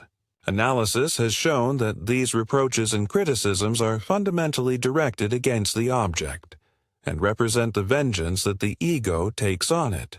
The shadow of the object has fallen upon the ego, we have said elsewhere. The introjection of the object is of evident clarity here. But these melancholias show us something more, which may be very important for our subsequent considerations. They show us the ego divided into two parts, one of which implacably combats the other. This other is the one that has been transformed by introjection, the one that entails the lost object. But the part that is so cruel towards the former is not unknown to us either. It contains the moral conscience, a critical instance located in the ego that has also critically confronted it in normal times, although never so implacably and unjustly. On other occasions, on the occasion of narcissism, sadness, and melancholia, we have had to construct the hypothesis that such an instance develops in our ego, which can separate itself from the other ego and enter into conflict with it. We gave this instance the name of the ego ideal, ich-ideal, and ascribed to it as functions, self-observation, moral conscience, dream censorship, and the main influence on repression. We also said that it was the heir to primitive narcissism, in which the infantile ego sufficed for itself, and that little by little it took from the influences of the environment the demands that the environment placed on the ego and which the ego could not always satisfy, so that when man became dissatisfied with himself, he could find his satisfaction in the ego ideal, differentiated from the ego. We further established that in the delusion of self-observation, the decomposition of this instance becomes evident, thus revealing to us its origin in the influences exerted on the subject by the authorities that have weighed on him, primarily his parents. But we did not forget to add that the distance between this ego ideal and the current ego is very variable, according to individuals, and that in many of them, such differentiation within the ego does not exceed the limits it presents in the child. But before being able to use this material for the understanding of the libidinal organization of a mass, we will have to consider some other reciprocal relationships between the object and the ego. Chapter 7. Being in Love and Hypnosis. Common language always remains faithful to some reality, even in its whims. Thus, it designates very diverse affective relationships with the name love, which we also theoretically gather under this concept. But, leaving in doubt whether this love is the genuine and true one, it points out an entire scale of possibilities within the phenomena of love, a scale that should not be difficult for us to discover. In a certain number of cases, being in love is nothing more than an object-cathexis on the part of the sexual instincts, a cathexis aimed at achieving direct sexual satisfaction, and that disappears with the achievement of this goal. This is what we know as ordinary or sensual love. But we know very well that the libidinal situation does not always present this lack of complication. The certainty that the newly satisfied need would soon resurface must have been the immediate motive for the persistence of the cathexis of the sexual object even in the intervals when the subject did not feel the need to love. The singular evolution of human erotic life offers us a second factor. The child, during the first phase of his life, a phase that extends up to 5 years, found his first erotic object in his mother, the girl in her father. And all his sexual instincts which aspired to find satisfaction concentrated on this first erotic object. The subsequent repression imposed the renunciation of most of these infantile sexual aims and left behind a profound modification of the child's relationship with his parents.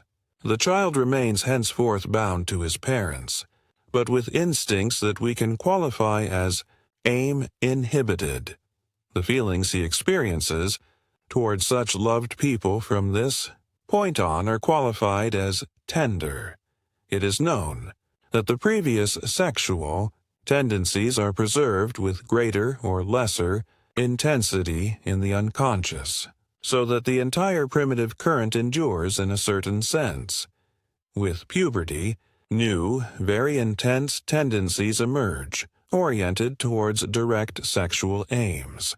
In the least favorable cases, they remain separate from the permanent, tender, sentimental directions as a sensual current. We then obtain that picture whose two aspects have been so frequently idealized by certain literary trends. The man shows passionate inclination towards women who inspire high respect in him, but who do not incite him to sexual intercourse. And in contrast, he is only potent with other women whom he does not love, esteems little, or even despises.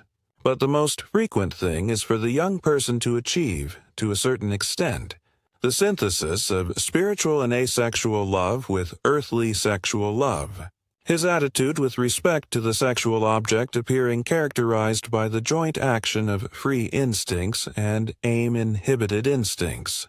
The degree of being in love, as opposed to simple sensual desire, can be measured by the part corresponding to the aim-inhibited tenderness instincts. Within this state of being in love, the phenomenon of sexual overestimation has interested us from the beginning. That is, the fact that the loved object is in a certain way withdrawn from criticism, all its qualities being valued higher than when it was not yet loved or than those of indifferent people. Given a somewhat effective repression or retention of sensual tendencies, the illusion arises that the object is also sensually loved because of its psychic excellences, when, on the contrary, it is the influence of sensual pleasure that has led us to attribute such excellences to it. What falsifies judgment here is the tendency to idealization, but this very fact contributes to orient us.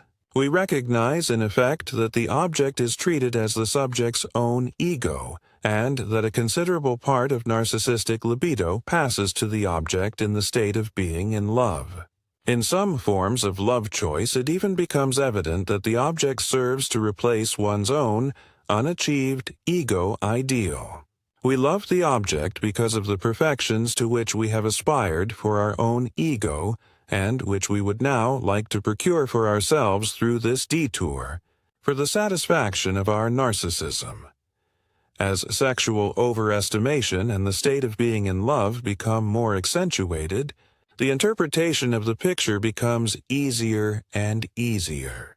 The tendencies that aspire to direct sexual satisfaction can suffer a total repression, as happens, for example, almost always in the passionate love of the adolescent. The ego becomes less and less demanding and more modest, and in contrast, the object becomes more and more magnificent and precious, until it takes possession of all the love that the ego felt for itself, a process that naturally leads to the voluntary and complete sacrifice of the ego. It can be said that The object has devoured the ego. In all states of being in love, we find traits of humility, a limitation of narcissism, and the tendency to self-depreciation, traits that are intensified in extreme cases until they dominate the entire picture without competition, due to the disappearance of sensual demands.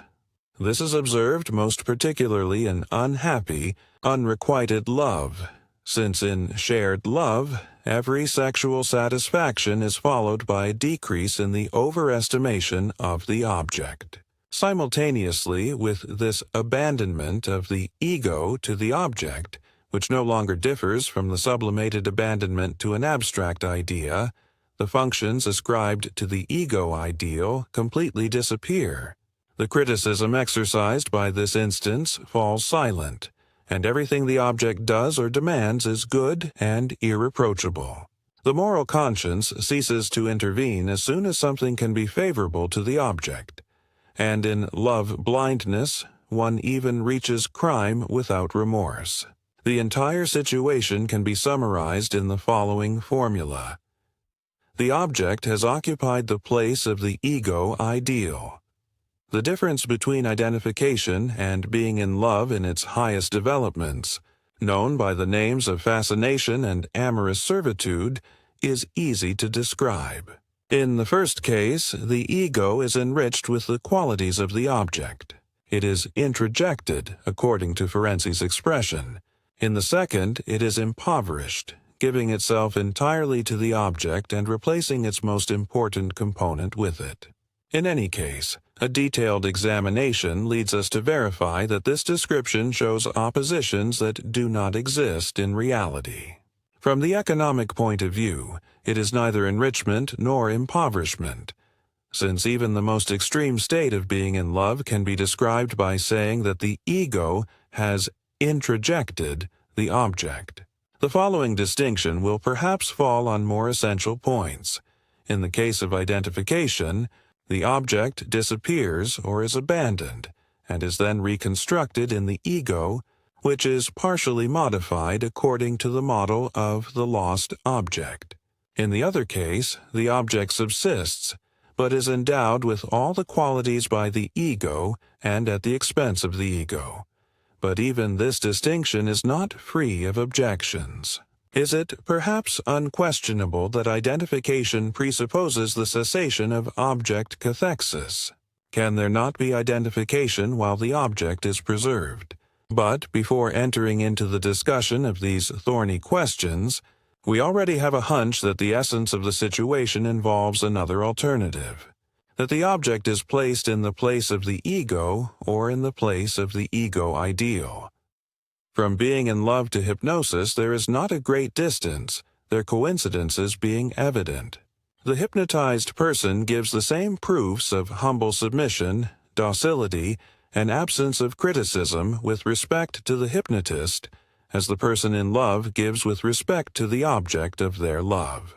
The same renunciation of all personal initiative is also verified in both. It is undeniable that the hypnotist has placed himself in the place of the ego ideal. The only difference is that in hypnosis, all these particularities appear to us with greater clarity and relief, so that it will seem more appropriate to explain being in love by hypnosis rather than the latter by the former. The hypnotist is the only object worthy of attention for the hypnotized person. Everything else is blurred before him.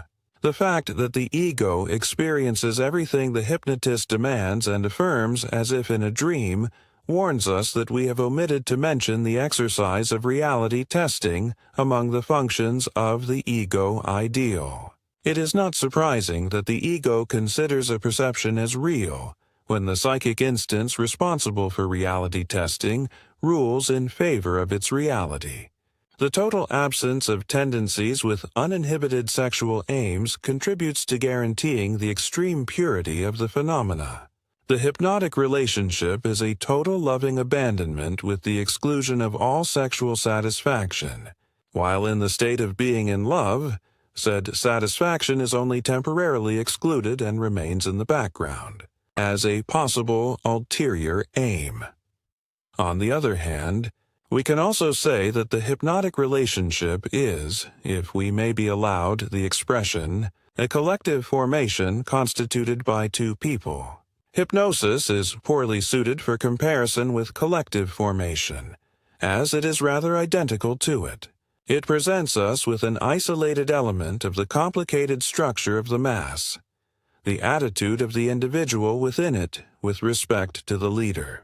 Hypnosis is distinguished from collective formation by this limitation of number, just as it is distinguished from being in love by the absence of direct sexual tendencies.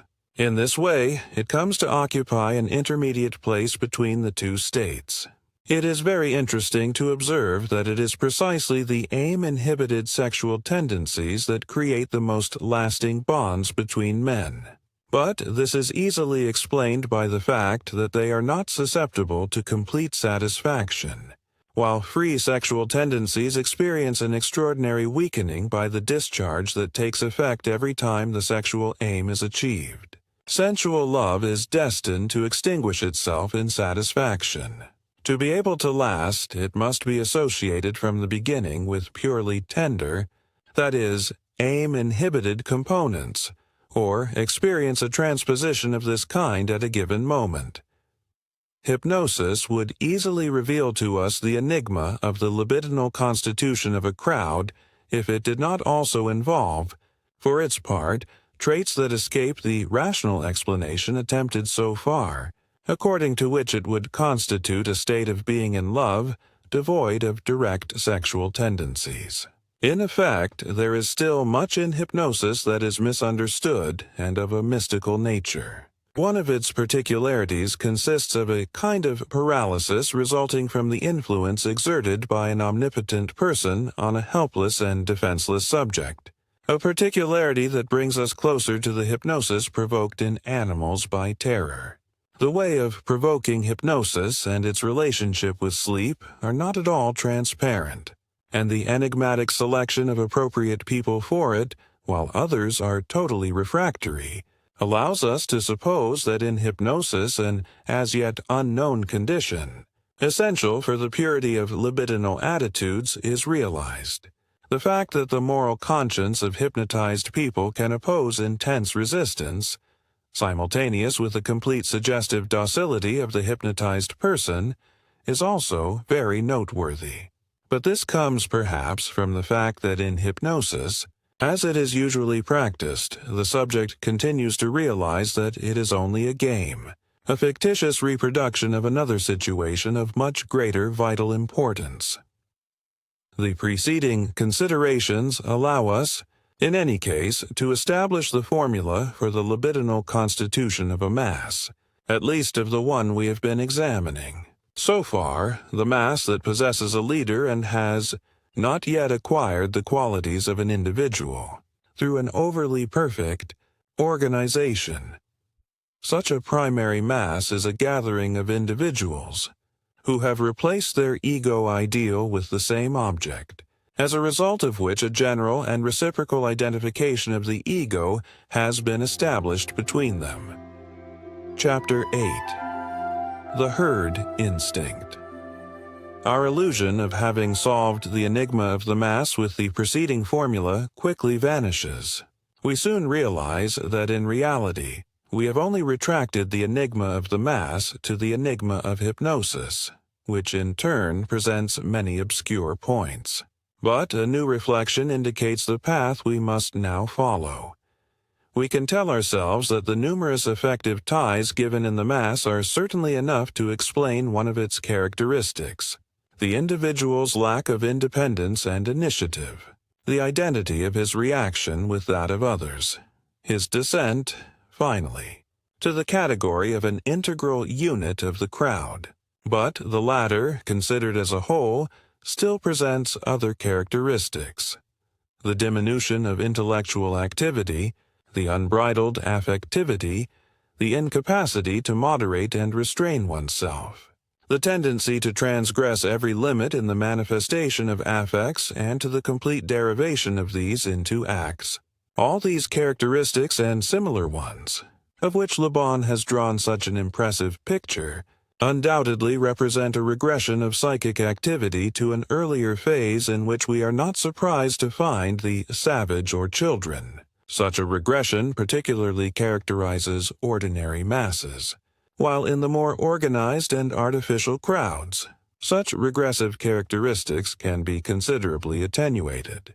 As we already know, we thus experience the impression of being faced with a situation in which individual feeling and personal intellectual act are too weak to assert themselves alone, without the support of analogous affective and intellectual manifestations from the other individuals.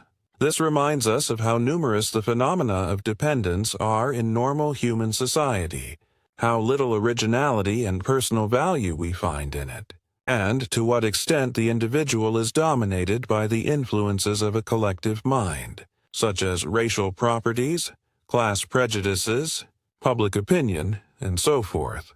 The enigma of the suggestive influence becomes even more obscure when we admit that it is exerted not only by the leader on all the individuals of the mass, but also by each of these on the others. And we must reproach ourselves for the one-sidedness with which we have proceeded by highlighting almost exclusively the relationship of the individuals of the mass with the leader, relegating, in contrast, the factor of reciprocal suggestion to a secondary position. Thus, called to modesty, we will be inclined to listen to another voice that promises us an explanation based on simpler principles. We take this explanation from Mr. W. Trotter's interesting book on the herd instinct, regretting only that the author has not managed to escape the antipathies unleashed by the last great war. Trotter derives the psychic phenomena of the mass, described above, from a gregarious instinct, gregariousness, innate to man as to other animal species. This gregarious instinct is, from the biological point of view, an analogy and like an extension of the multicellular structure of higher organisms. And from the point of view of libido theory, it is a new manifestation of the libidinal tendency of all homogeneous beings to gather into increasingly broader units. The individual feels incomplete when alone. The anxiety of the small child would already be a manifestation of this gregarious instinct. Opposition to the herd, which rejects everything new and unaccustomed, implies separation from it, and is, therefore, fearfully avoided. The gregarious instinct would be something primary and not susceptible to decomposition, which cannot be split up. Trotter considers the instincts of self-preservation and nutrition, the sexual instinct and the gregarious instinct as primary. The latter sometimes enters into opposition with the others. The consciousness of guilt and the feeling of duty would be the two characteristic properties of the gregarious animal. The forces of repression that psychoanalysis has discovered in the ego, and, consequently, also the resistances that the doctor encounters in psychoanalytic treatment, also emanate from the gregarious instinct, according to Trotter. Language owes its importance to the fact of allowing reciprocal understanding within the herd, and would constitute, to a large extent, the basis of the identification of gregarious individuals.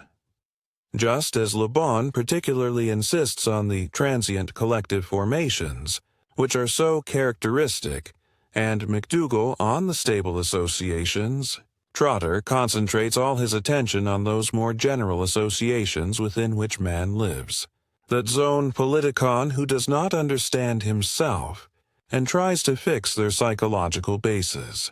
Considering the gregarious instinct as an elementary instinct not susceptible to decomposition, he naturally dispenses with any investigation of its origins, and his observation that Boris Sidis derives it from suggestibility is completely superfluous.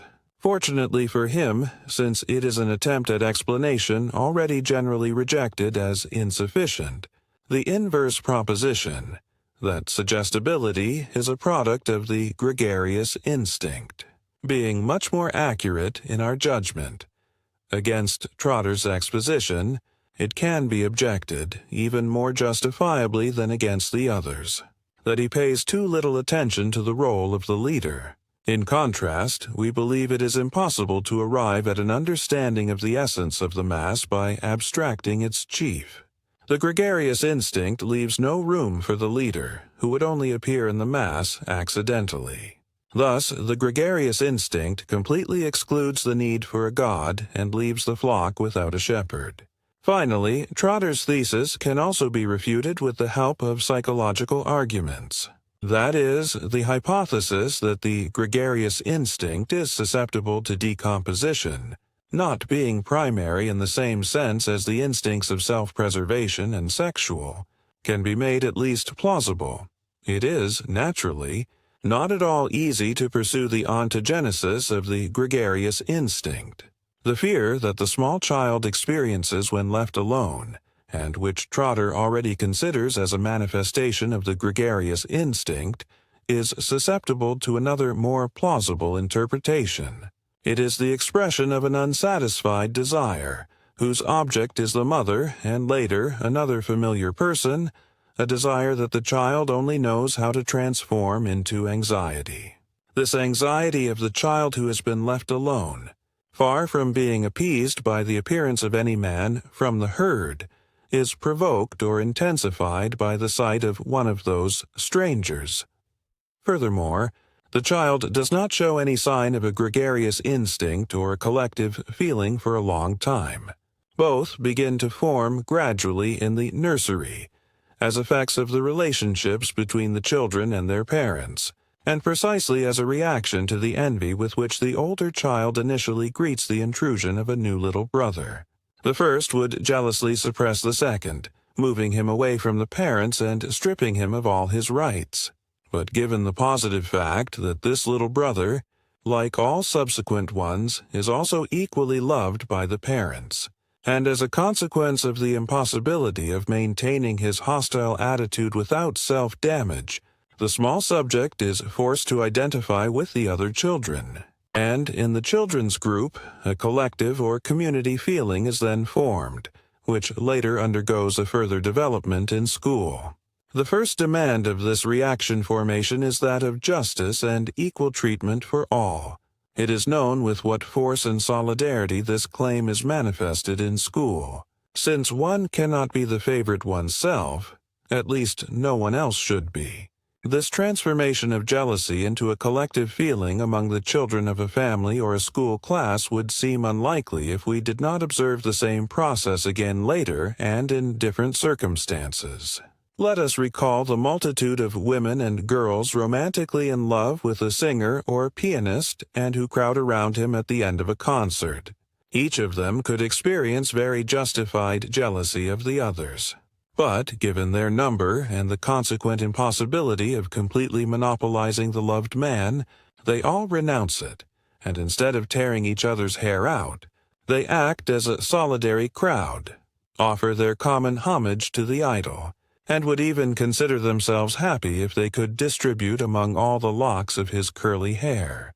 Rivals at first, they have then been able to identify with one another by the equal love they profess for the same object. When an instinctive situation is susceptible to different outcomes, as is the case in reality with most of them, we will not be surprised that the one with which the possibility of a certain satisfaction appears linked occurs, instead of another or others that we believed were more natural, but which real circumstances prevent from reaching that end. All those manifestations of this order that we later find in society, such as comradeship, esprit de corps, etc., are also undeniably derived from primitive envy. No one should want to excel. Everyone should be and obtain the same. Social justice means that we refuse ourselves many things so that others also have to renounce them, or what is the same, cannot claim them. This demand for equality is the root of social consciousness and the feeling of duty. And it is also revealed in a completely unexpected way in the anxiety of infection of syphilitics, an anxiety whose understanding psychoanalysis has led us to, showing us that it corresponds to the violent struggle of these unfortunates against their unconscious desire to communicate their disease to others. For why should they alone suffer the fearful infection that prohibits them so many pleasures, while others are healthy and participate in all pleasures? The beautiful anecdote of the judgment of Solomon also contains the same nucleus. Since my son has been taken from me by death, one of the women thinks, why should she keep hers? This desire is enough for the king to recognize the woman who has lost her son. Thus, social feeling rests on the transformation of a primitively hostile feeling into a positive bond of the nature of an identification. As far as we can follow the process of this transformation, we believe we observe that it is carried out under the influence of a common bond, based on tenderness, to a person external to the mass. We are very far from considering our analysis of identification complete, but for our purpose it is enough to have highlighted the demand for an absolute and consequent equality. Regarding the two artificial masses, the Church and the Army, we have seen that their prior condition consists in all their members being equally loved by a leader. Now, we must not forget that the claim of equality formulated by the mass refers only to the individuals who constitute it, not to the leader. All individuals want to be equal, but under the domination of a leader. Many equals, capable of identifying with each other, and a single superior. Such is the situation we find realized in the mass endowed with vitality. Thus, we will allow ourselves to correct Trotter's conception, saying that man is a horde animal, rather than a gregarious animal, that is, a constitutive element of a horde led by a chief. Chapter 9. The Mass and the Primitive Horde. In 1912, I adopted Ch. Darwin's hypothesis that the primitive form of human society would have been the horde subjected to the absolute domination of a powerful male. I tried, at that time, to demonstrate that the destinies of said horde have left indelible traces in the hereditary history of humanity, and above all, that the evolution of totemism, which encompasses the beginnings of religion, morality, and social differentiation, is related to the violent death of the chief and the transformation of the paternal horde into a fraternal community. This is but a new hypothesis to add to the many constructed by historians of primitive humanity to try to shed light on the darkness of prehistory. A just-so story, as a kind English critic, Kruger, humorously called it. But I consider it very honorable for a hypothesis to show itself appropriate, like this one, for relating and explaining facts belonging to increasingly distant sectors.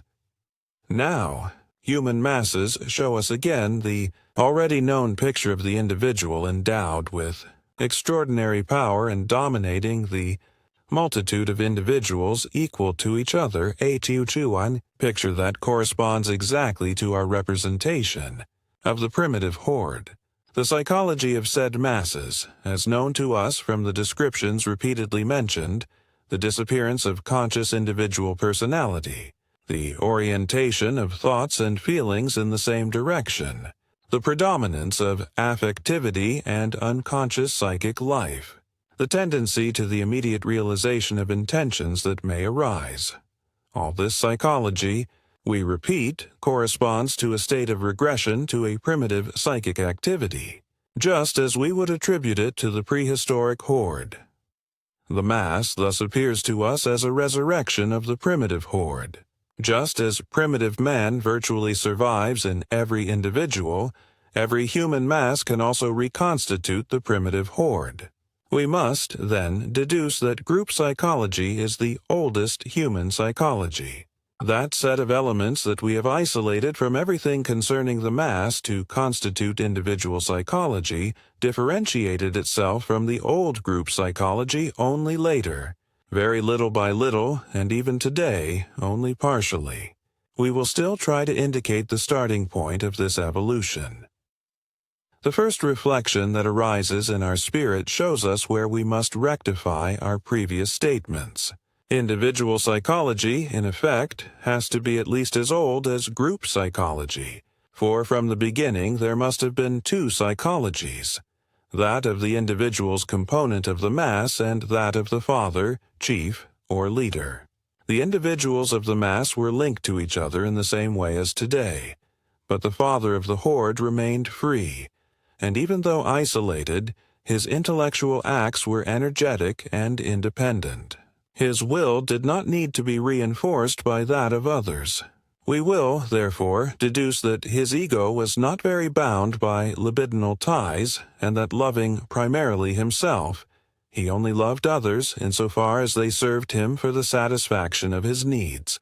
His ego gave objects only what was strictly necessary. In the dawn of human history, the father of the primitive horde was the Superman whose advent Nietzsche awaited in a distant future. The individual's component of a mass still currently need the illusion that the chief loves them all with a just and equitable love. While the chief himself does not need to love anyone, he can erect himself as master and lord, and although absolutely narcissistic, he is sure of himself and enjoys complete independence. We already know that narcissism limits love, and we could demonstrate that in acting this way, it has constituted itself as a very important factor of civilization. The father of the primitive horde was not yet immortal, as he later became through deification. When he died, he had to be replaced, and he probably was by the youngest of his children, who until then had been an individual of the mass, like the others. There must, then, be a possibility of transforming group psychology into individual psychology and finding the conditions under which such a transformation can take place, analogously to how it is possible for bees to bring forth a queen from a larva in case of need, instead of a worker. The only hypothesis that we can build on this point is the following. The primitive father prevented his sons from the satisfaction of their direct sexual tendencies. He imposed abstinence on them, and consequently, as a derivation, the establishment of affective ties that linked them to him in the first place, and then to each other. It can be said that he imposed group psychology on them, and that this psychology is, in the last analysis, but a product of his sexual jealousy and his intolerance. Before his successor, the possibility of sexual satisfaction opened up, and with it, his liberation from the conditions of group psychology.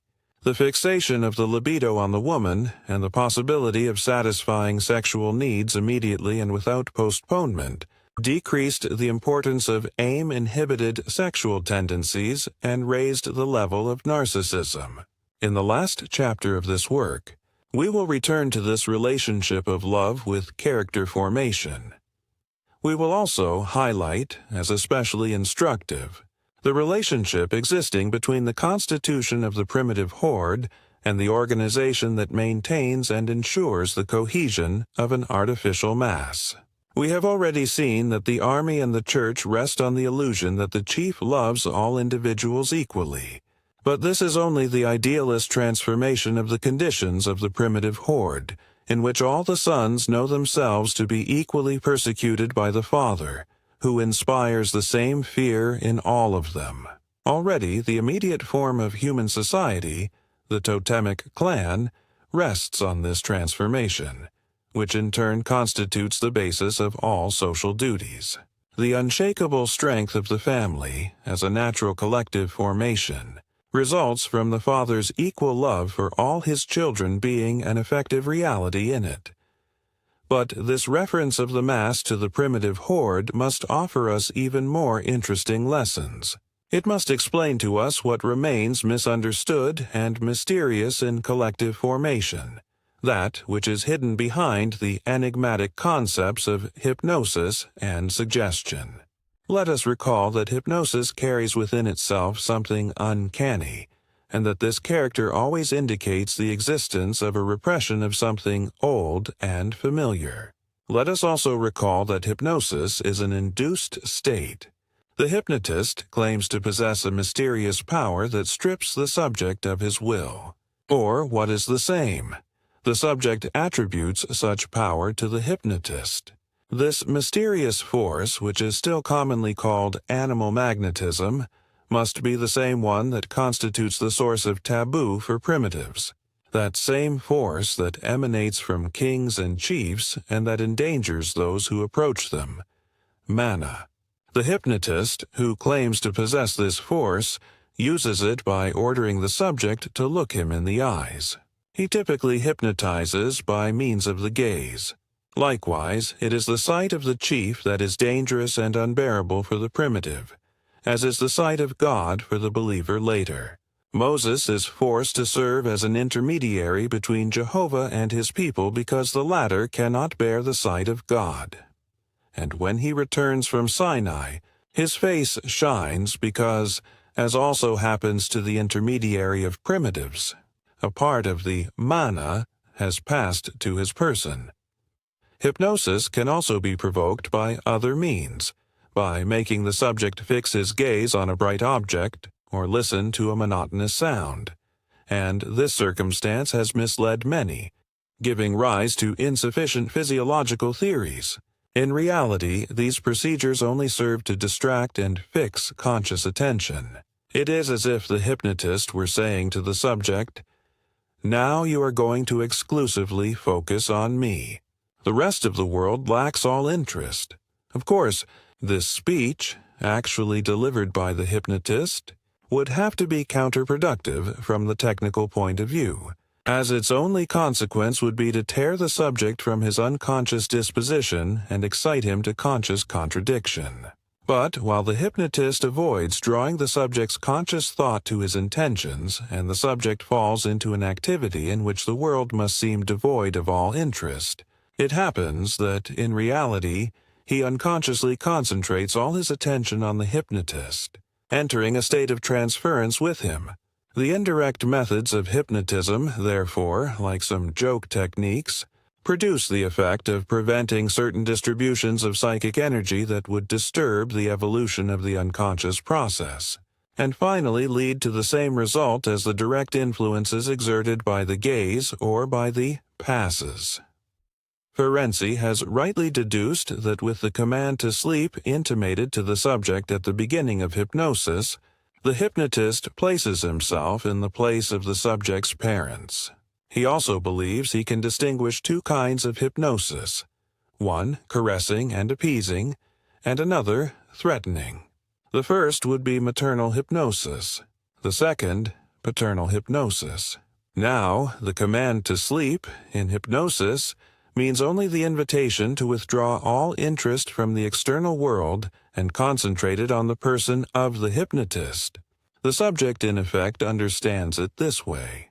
Because this deviation of attention from the external world constitutes the psychological characteristic of sleep, and the kinship of sleep with the hypnotic state rests on it. By means of these procedures, the hypnotist, then, awakens a part of the subject's archaic inheritance, an inheritance that was already manifested in his attitude towards his progenitors and especially in his idea of the father, whom he had to represent as an omnipotent and dangerous personality, in relation to which only a passive, masochistic attitude could be observed, renouncing all self-will and considering the act of confronting his presence as a risky audacity. Such must undoubtedly have been the attitude of the individual of the primitive horde with respect to the father.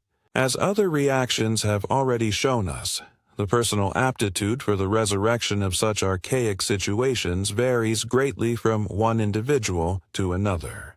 In any case, the individual can retain a knowledge that, fundamentally, hypnosis is only a game, an illusory revival of those ancient impressions, a knowledge that is enough to give rise to resistance against the overly serious consequences of the hypnotic suppression of the will. The uncanny and coercive character of collective formations, which is manifested in their phenomena of suggestion, can therefore be attributed to the affinity of the mass with the primitive horde from which it descends. The leader is still the feared primitive father. The mass always wants to be dominated by an unlimited power. Eager for authority, it has, according to the words of Gustave Le Bon, an inexhaustible thirst for submission. The primitive father is the ideal of the mass, and this ideal dominates the individual, substituting for his ego ideal. Hypnosis can be designated as a collective formation of only two people. To be able to apply this definition to suggestion, we must complete it, adding that in said collectivity of two people, it is necessary that the subject experiencing the suggestion possess a conviction not based on perception or reasoning, but on an erotic tie. Chapter 10. A Phase of the Ego. When we proceed to examine the life of the individual in our days, keeping in mind the various complementary descriptions that authors have given us of group psychology, we see a host of complications arise, very apt to discourage any attempt at synthesis. Each individual is part of several masses, is bound by identification in very diverse senses, and has constructed his ego ideal according to the most different models. He thus participates in many collective souls, those of his race, his social class, his confessional community, his state, and so forth, and can also rise to a certain degree of originality and independence. Such permanent and lasting collective formations produce uniform effects that are not imposed as intensely on the observer as the manifestations of the transient, rapidly forming masses that have provided Le Bon with the elements for his brilliant characterization of the collective soul.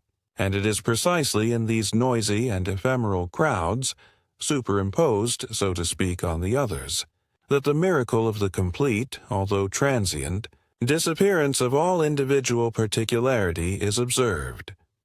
We have tried to explain this miracle by supposing that the individual renounces his ego ideal, exchanging it for the ideal of the mass, embodied in the leader. We will add, by way of rectification, that the miracle is not equally great in all cases. The divorce between the ego and the ego ideal is little marked in many individuals. Both instances still appear almost confused, and the ego still retains its former narcissistic self-content. The choice of the leader is considerably facilitated in these circumstances. It will be enough for the leader himself to possess the typical qualities of such individuals, with special prominence, and to give the impression of considerable strength and great libidinal freedom for the need for an energetic leader to meet him and vest him with an omnipotence that he perhaps would never have aspired to.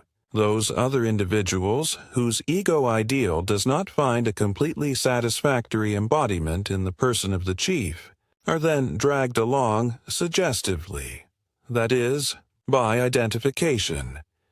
We recognize that our contribution to the clarification of the libidinal structure of a mass is reduced to the distinction between the ego and the ego ideal and the consequent double nature of the bond, identification, and substitution of the ego ideal by an external object.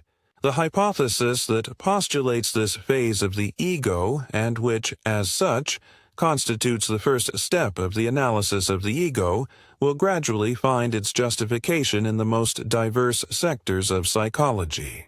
In my study on narcissism, an introduction, I tried to gather the pathological data on which the mentioned distinction can be supported, and everything leads us to expect that a deeper study of psychosis must particularly highlight its importance. It is enough to reflect that the ego enters, from this moment, into the relation of an object with the ego ideal developed by it, and that, probably, all the reciprocal effects developed between the external object and the total ego, as revealed to us by the theory of neurosis, are now reproduced within the ego. I do not intend to examine here more than one of the possible consequences of this point of view, and with it, continue the clarification of a problem that I had to leave unexplained elsewhere. Each of the psychic differentiations discovered represents one more difficulty for the psychic function, increases its instability, and can constitute the starting point of a failure of the same, that is, of an illness. Thus, birth represents the passage from a narcissism that is completely self-sufficient to the perception of a variable external world and the first discovery of objects. From this transition, which is too radical, it results that we are not capable of enduring the new state created by birth for a long time, and we periodically escape from it to find again, in sleep, our previous state of impassivity and isolation from the external world. This return to the previous state certainly also results from an adaptation to the external world, which, with the periodic succession of day and night, suppresses for a determined time most of the excitations that act upon us. A second case of this kind, more important for pathology, does not appear subject to any analogous limitation. In the course of our development, we have carried out a differentiation of our psychic composition into a coherent ego and an unconscious, repressed ego external to it. And we know that the stability of this new acquisition is exposed to incessant commotions. In the dream and in the neurosis, said banished ego tries by all means to force the doors of consciousness, protected by various resistances. And in the waking state of health, we resort to particular artifices to welcome the repressed into our ego, circumventing the resistances and experiencing an increase in pleasure. Jokes, humor, and partly, also, the comical must be considered from this point of view. Every connoisseur of the psychology of neurosis will easily remember numerous analogous examples, although of a lesser scope. But, leaving aside this question, we will proceed to the application of our results. We can perfectly admit that the separation operated between the ego and the ego ideal also cannot be endured for a long time and must experience a regression from time to time. Despite all the deprivations and restrictions imposed on the ego, the periodic violation of prohibitions constitutes the general rule, as demonstrated to us by the institution of holidays, fiestas, which at first were only periods during which all excesses were allowed by law, circumstances that explain their characteristic joy. The Saturnalia of the Romans and our modern carnival coincide in this essential feature with the festivals of primitives, during which individuals indulge in orgies in which they violate the most sacred commandments. The ego ideal encompasses the sum of all the restrictions to which the ego must submit, and in this way, the return of the ideal to the ego must constitute a magnificent celebration for the latter, which finds self-content again. The coincidence of the ego with the ego ideal always produces a sensation of triumph. The feeling of guilt or inferiority can be considered as the expression of a state of tension between the ego and the ideal.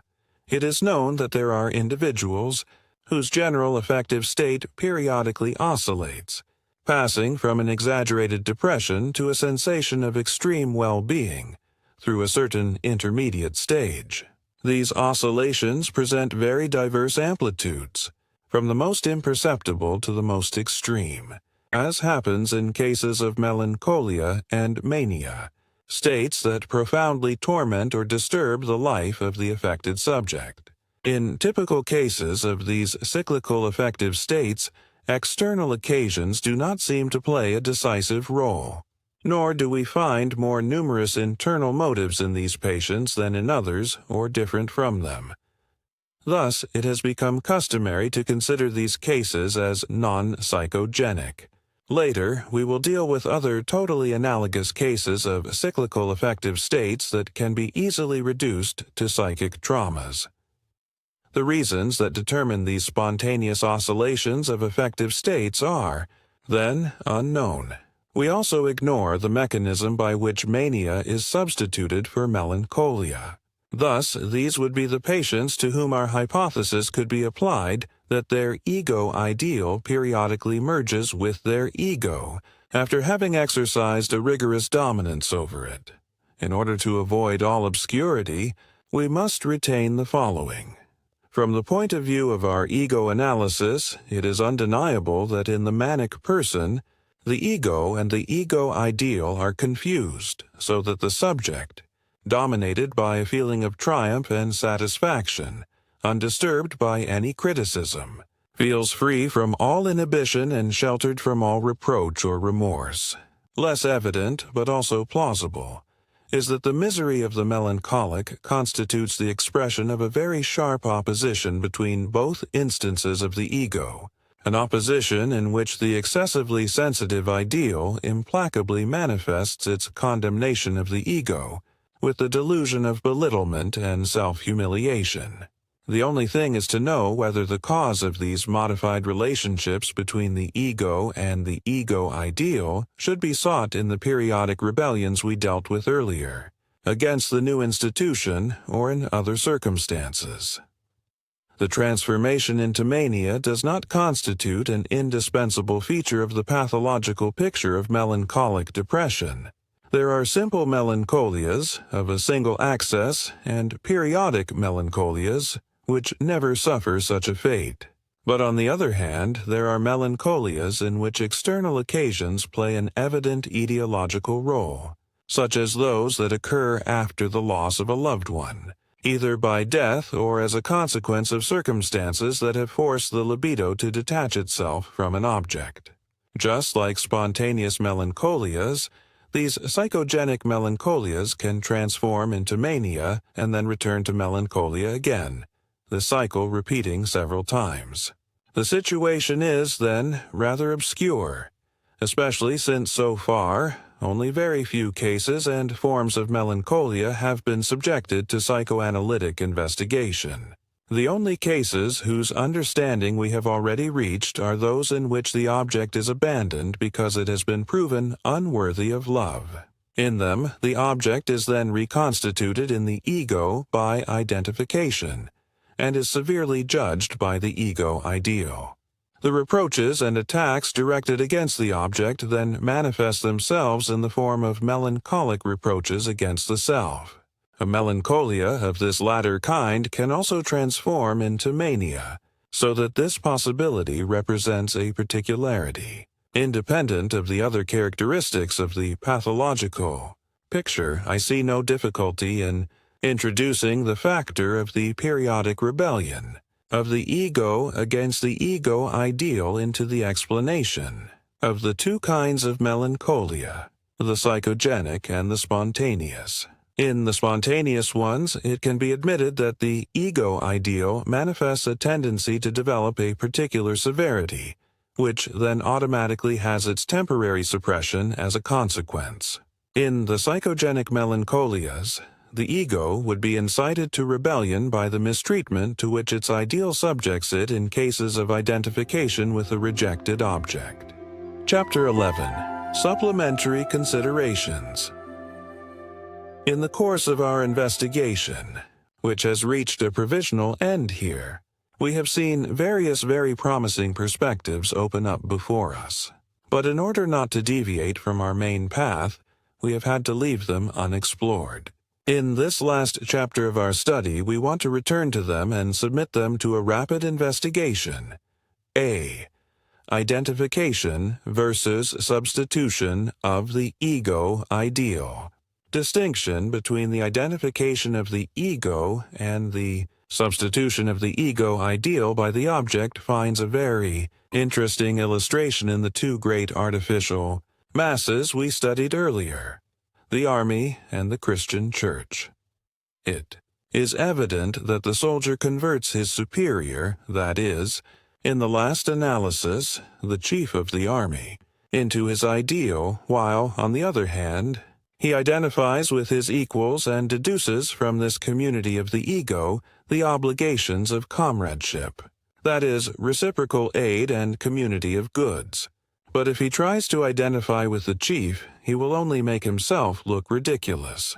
Thus, in the first part of Schiller's Wallenstein, the rifleman mocks the cavalry sergeant, saying to him, "Wie räuspert und wie spuckt, das habt ihr ihm glücklich abgeguckt." How he clears his throat and how he spits, you have happily learned from him. The same does not happen in the Catholic Church. Every Christian loves Christ as his ideal and is bound by identification to other Christians. But the Church demands more of him. He must identify with Christ and love other Christians as Christ must have loved them. The Church demands, then, that the libidinal disposition created by the collective formation be completed in two senses. Identification must be added to object choice, and love must be added to identification. This double complement evidently surpasses the constitution of the Mass.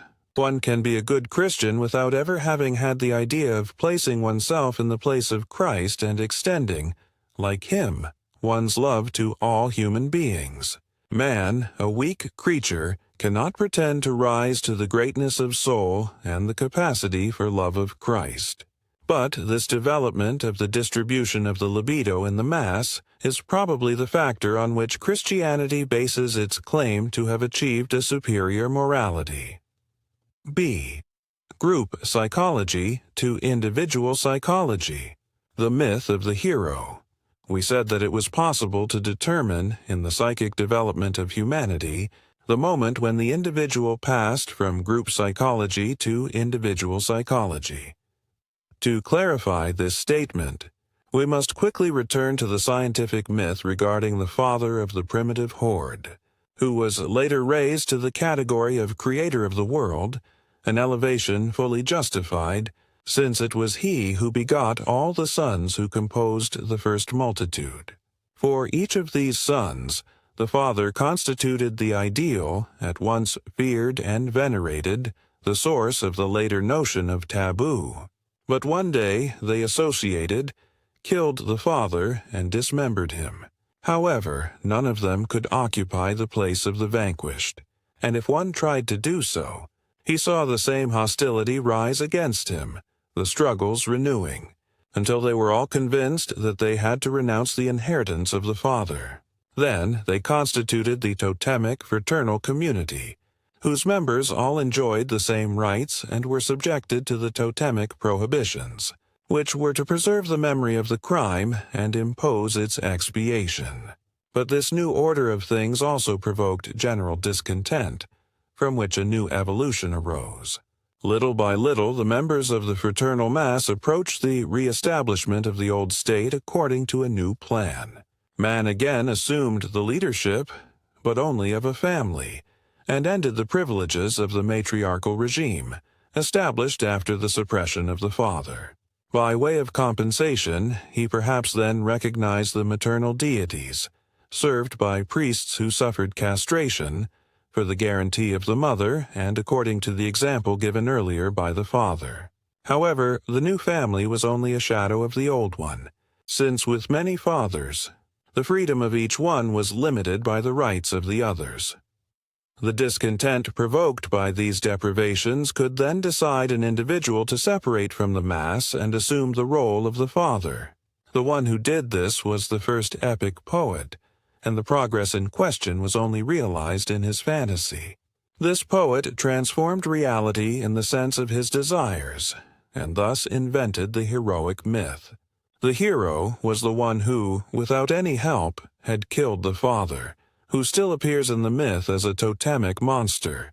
Just as the father had been the first ideal of the adolescent, the poet now created, with the hero who aspires to supplant the father, the first ego ideal.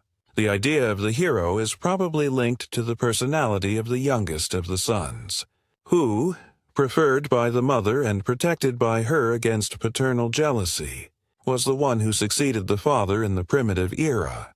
The poetic elaboration of the realities of these times probably transformed the woman, who had only been the prize of the struggle and the reason for the murder, into its instigator and active accomplice. The myth attributes exclusively to the hero the feat that must have been the work of the entire horde.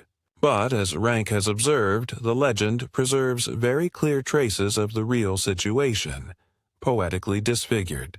It frequently happens in it, effectively, that the hero who has to carry out a great undertaking, generally the youngest son, who has often feigned to be an idiot that is harmless, before the father's surrogate, only manages to carry it out with the help of a multitude of small animals, bees, ants. These animals would be nothing more than the symbolic representation of the brothers of the primitive horde, in the same way that in dream symbolism, insects and parasites represent the subject's brothers and sisters, contemptuously considered as small children. Furthermore, in each of the undertakings mentioned in the myths and fables, a substitution of the heroic deed can be easily recognized. Thus, the myth constitutes the step with which the individual separates from group psychology. The first myth was surely of a psychological order, the myth of the hero. The explanatory myth of nature only arose later. The poet who took this step, and thus separated himself imaginatively from the multitude, nevertheless knows how to find, in reality, according to another observation by Rank, the return to it, by going to tell the mass the feats that his imagination attributes to a hero invented by him, a hero who, fundamentally, is none other than himself. In this way, the poet returns to reality, elevating his listeners to the height of his imagination. But the listeners know how to understand the poet, and can identify with the hero thanks to the fact of sharing his attitude, full of unrealized desires with respect to the primitive father. The lie of the heroic myth culminates in the deification of the hero. It is very possible that the deified hero is prior to the father god, and constitutes the precursor of the return of the primitive father as a divinity. The divinities would have then succeeded each other in the following chronological order: Mother Goddess, Hero, Father God. But it was not until the elevation of the never-forgotten primitive father that divinity acquired the traits it shows us today. Aim-inhibited sexual instincts, siur, have frequently spoken in the course of the present work of direct sexual instincts and aim-inhibited sexual instincts, and we hope that this disposition has not raised too many objections in the reader. However, we believe it convenient to return to it here, more carefully, even at the risk of repeating what has already been exposed elsewhere. The first and most finished example of aim-inhibited sexual instincts has been offered to us by the evolution of the libido in the child. All the feelings that the child experiences for his parents and caretakers endure without any limitation in the desires that their sexual tendencies externalize. The child demands from these loved people all the tendernesses known to him. He wants to kiss them, touch them, and contemplate them. He harbors the curiosity to see their genital organs and witness the realization of their most intimate functions. He promises to marry his mother or his nanny, whatever idea he forms of marriage. He intends to have a child with his father, and so forth. Both direct observation and the subsequent analytical examination of the infantile remnants leave no room for doubt about the coexistence of tender and jealous feelings and sexual intentions, and show us to what extent the child makes the loved person the object of all his still poorly centered sexual tendencies. This first form that love takes in the child, and that is intimately related to the Oedipus complex, succumbs, as we already know, at the beginning of the latency period, under the empire of repression, nothing remaining of it but an affective, purely tender bond to the same people, a bond that can no longer be qualified as sexual. Psychoanalysis, which illuminates the depths of psychic life, demonstrates without difficulty that the sexual bonds of the early childhood years also continue to subsist, although repressed and unconscious, and authorizes us to affirm that every tender feeling constitutes the succession of a fully sensual bond to the corresponding person or its symbolic representation, imago. Of course, a special investigation is necessary to verify whether in a given case this previous sexual current still subsists in a state of repression, or if it has disappeared completely. Or, more precisely, it is demonstrated that said current still exists as a form and possibility and is susceptible to being activated at any moment as a consequence of a regression. The only thing is to know, and we do not always succeed, what its current charge and efficacy are. In this investigation, we must equally avoid two pitfalls: the insufficient estimation of the repressed unconscious and the tendency to apply the criterion that we apply to the pathological to the normal. Before, psychology, which does not want or cannot penetrate into the depths of the repressed. The effective movements of a tender nature present themselves as the expression of tendencies exempt from all sexual character, even if they have arisen from others whose aim was sexuality. We can affirm with full right that such tendencies have been diverted from said sexual aims, although it is difficult to describe this deflection of aim according to the demands of metapsychology. In any case, these aim-inhibited instincts still preserve some of their primitive sexual aims. The effective man, the friend, and the admirer also seek the bodily proximity and the sight of the loved person, but with a Pauline sense of love. We can see in this deflection of aim a beginning of sublimation of the sexual instincts, or also push the boundaries of the latter even further away. The aim-inhibited sexual instincts present a great functional advantage over the uninhibited ones. Not being susceptible to total satisfaction, they are particularly appropriate for creating lasting bonds, while direct sexual instincts lose a large part of their energy after each satisfaction.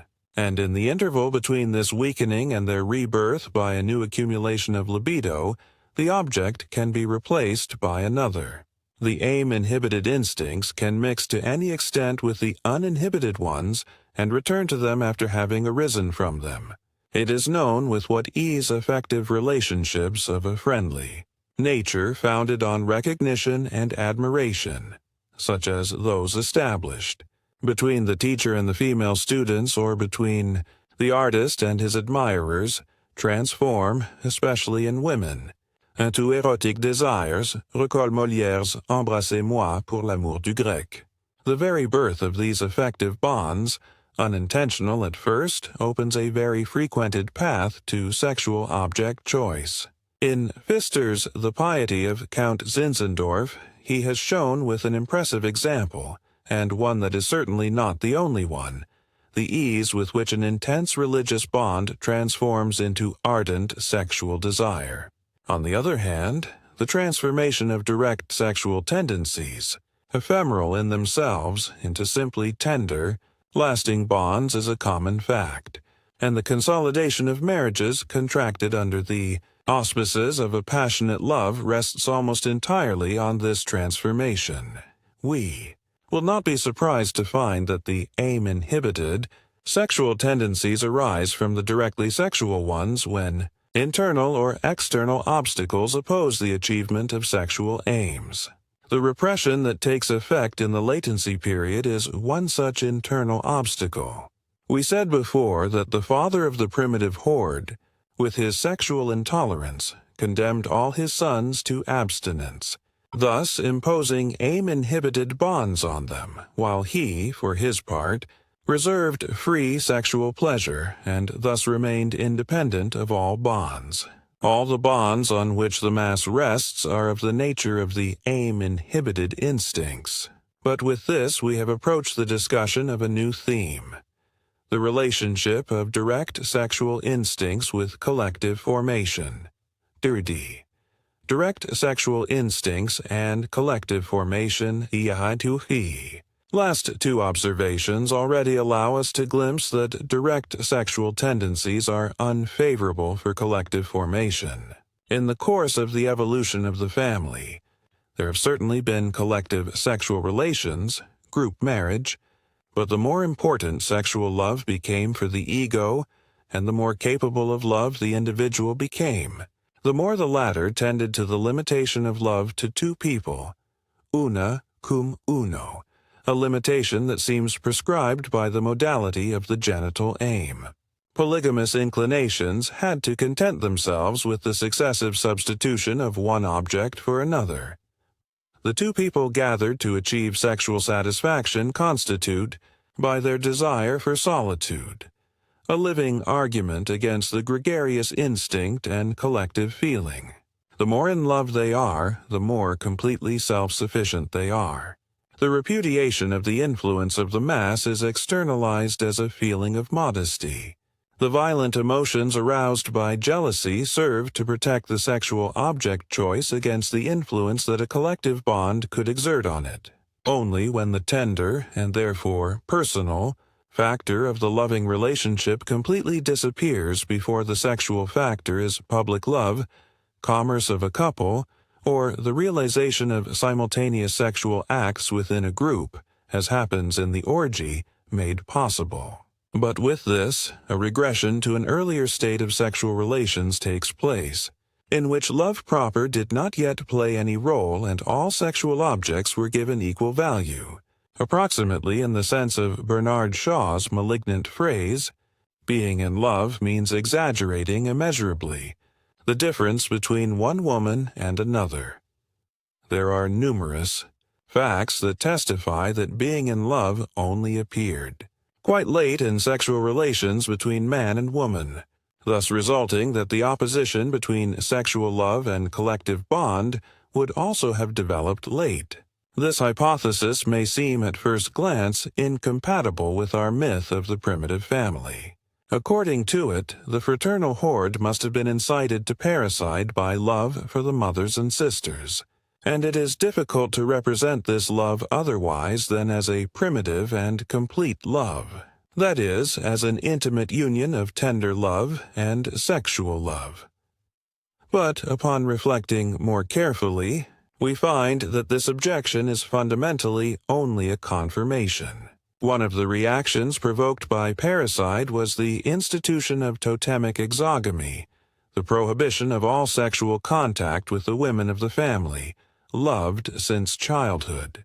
In this way, a split between the tender feelings and the sensual feelings of man occurred, a split whose effects are still felt in our days. As a consequence of this exogamy, man was forced to satisfy his sexual needs with women external to him and who did not inspire any love in him. In the great artificial masses, the church and the army, there is no place for the woman as a sexual object. The love relationship between man and woman remains outside these organizations. Even in crowds composed of men and women, sexual differences play no role. It makes no sense to ask whether the libido that maintains the cohesion of the crowds is of a homosexual or heterosexual nature, since the mass is not differentiated according to sex and particularly abstracts the aims of the genital organization of the libido direct sexual tendencies, retain a certain character of individuality even in the individual absorbed by the mass. When this individuality exceeds a certain degree, the collective formation is disaggregated. The Catholic Church had the best reasons for recommending celibacy to its faithful and imposing it on its priests.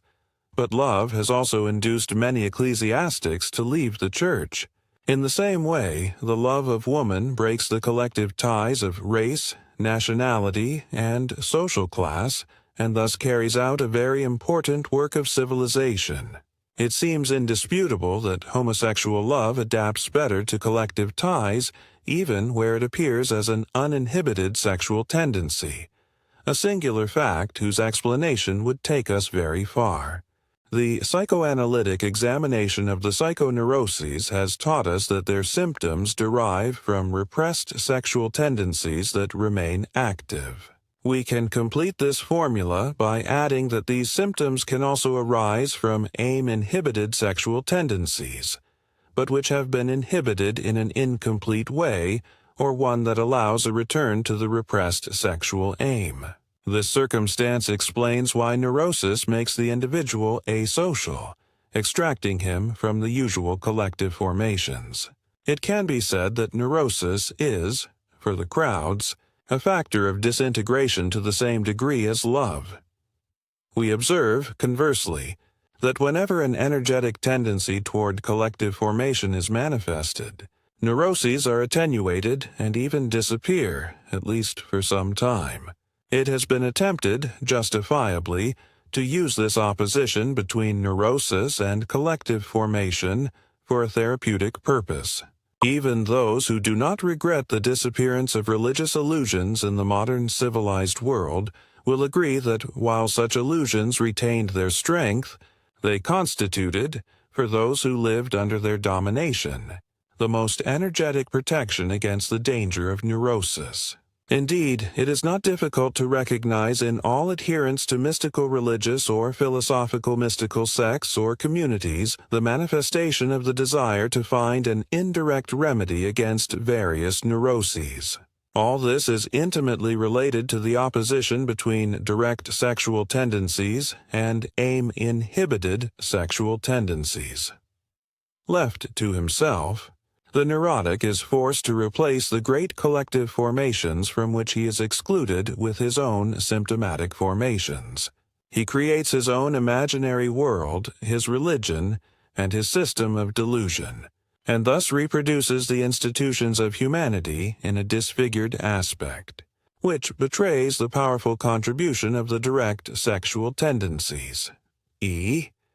Comparative summary of libidinal states. Finally, adopting the viewpoint of the libido, we will outline a comparative picture of the various states we have dealt with: being in love, hypnosis, collective formation, and neurosis. Being in love rests on the coexistence of direct and aim-inhibited sexual tendencies. In this state, only the ego and the object are involved, and the object draws a part of the narcissistic libido of the ego to itself. Hypnosis shares with being in love the limitation to only two people, the ego and the object, but it is based entirely on aim-inhibited sexual tendencies and places the object in the place of the ego ideal. The mass multiplies this process. It coincides with hypnosis in the nature of the instincts that maintain its cohesion and in the substitution of the ego ideal by the object, the leader. But to this, it adds identification with other individuals, facilitated, perhaps primitively, by the equality of the attitude with respect to the object. Both hypnosis and collective formation are hereditary residues of the phylogenesis of the human libido, hypnosis having survived as a disposition, and the mass, furthermore, as a direct survival. The substitution of direct sexual tendencies by aim-inhibited ones in these two states favors the separation between the ego and the ego ideal, a separation that already began in the state of being in love. Neurosis separates from this series. It occurs when the passage from direct sexual instincts to aim-inhibited sexual instincts has not been completely successful. It corresponds to a conflict between the instincts welcomed into the ego that have undergone that evolution and the fractions of those same instincts which, from the repressed unconscious, strive for their direct satisfaction. The neurosis, finally, possesses a very rich content, as it entails all possible relationships between the ego and the object, as well as those arising from the conflicts between the ego and the ego ideal. You have completed a great journey. Congratulations on reaching the end. We at Audiobooks are happy that you have been a part of this story. If you liked it, support us with a like, subscribe, and hit the little bell. It is the best way to show that you want to keep listening.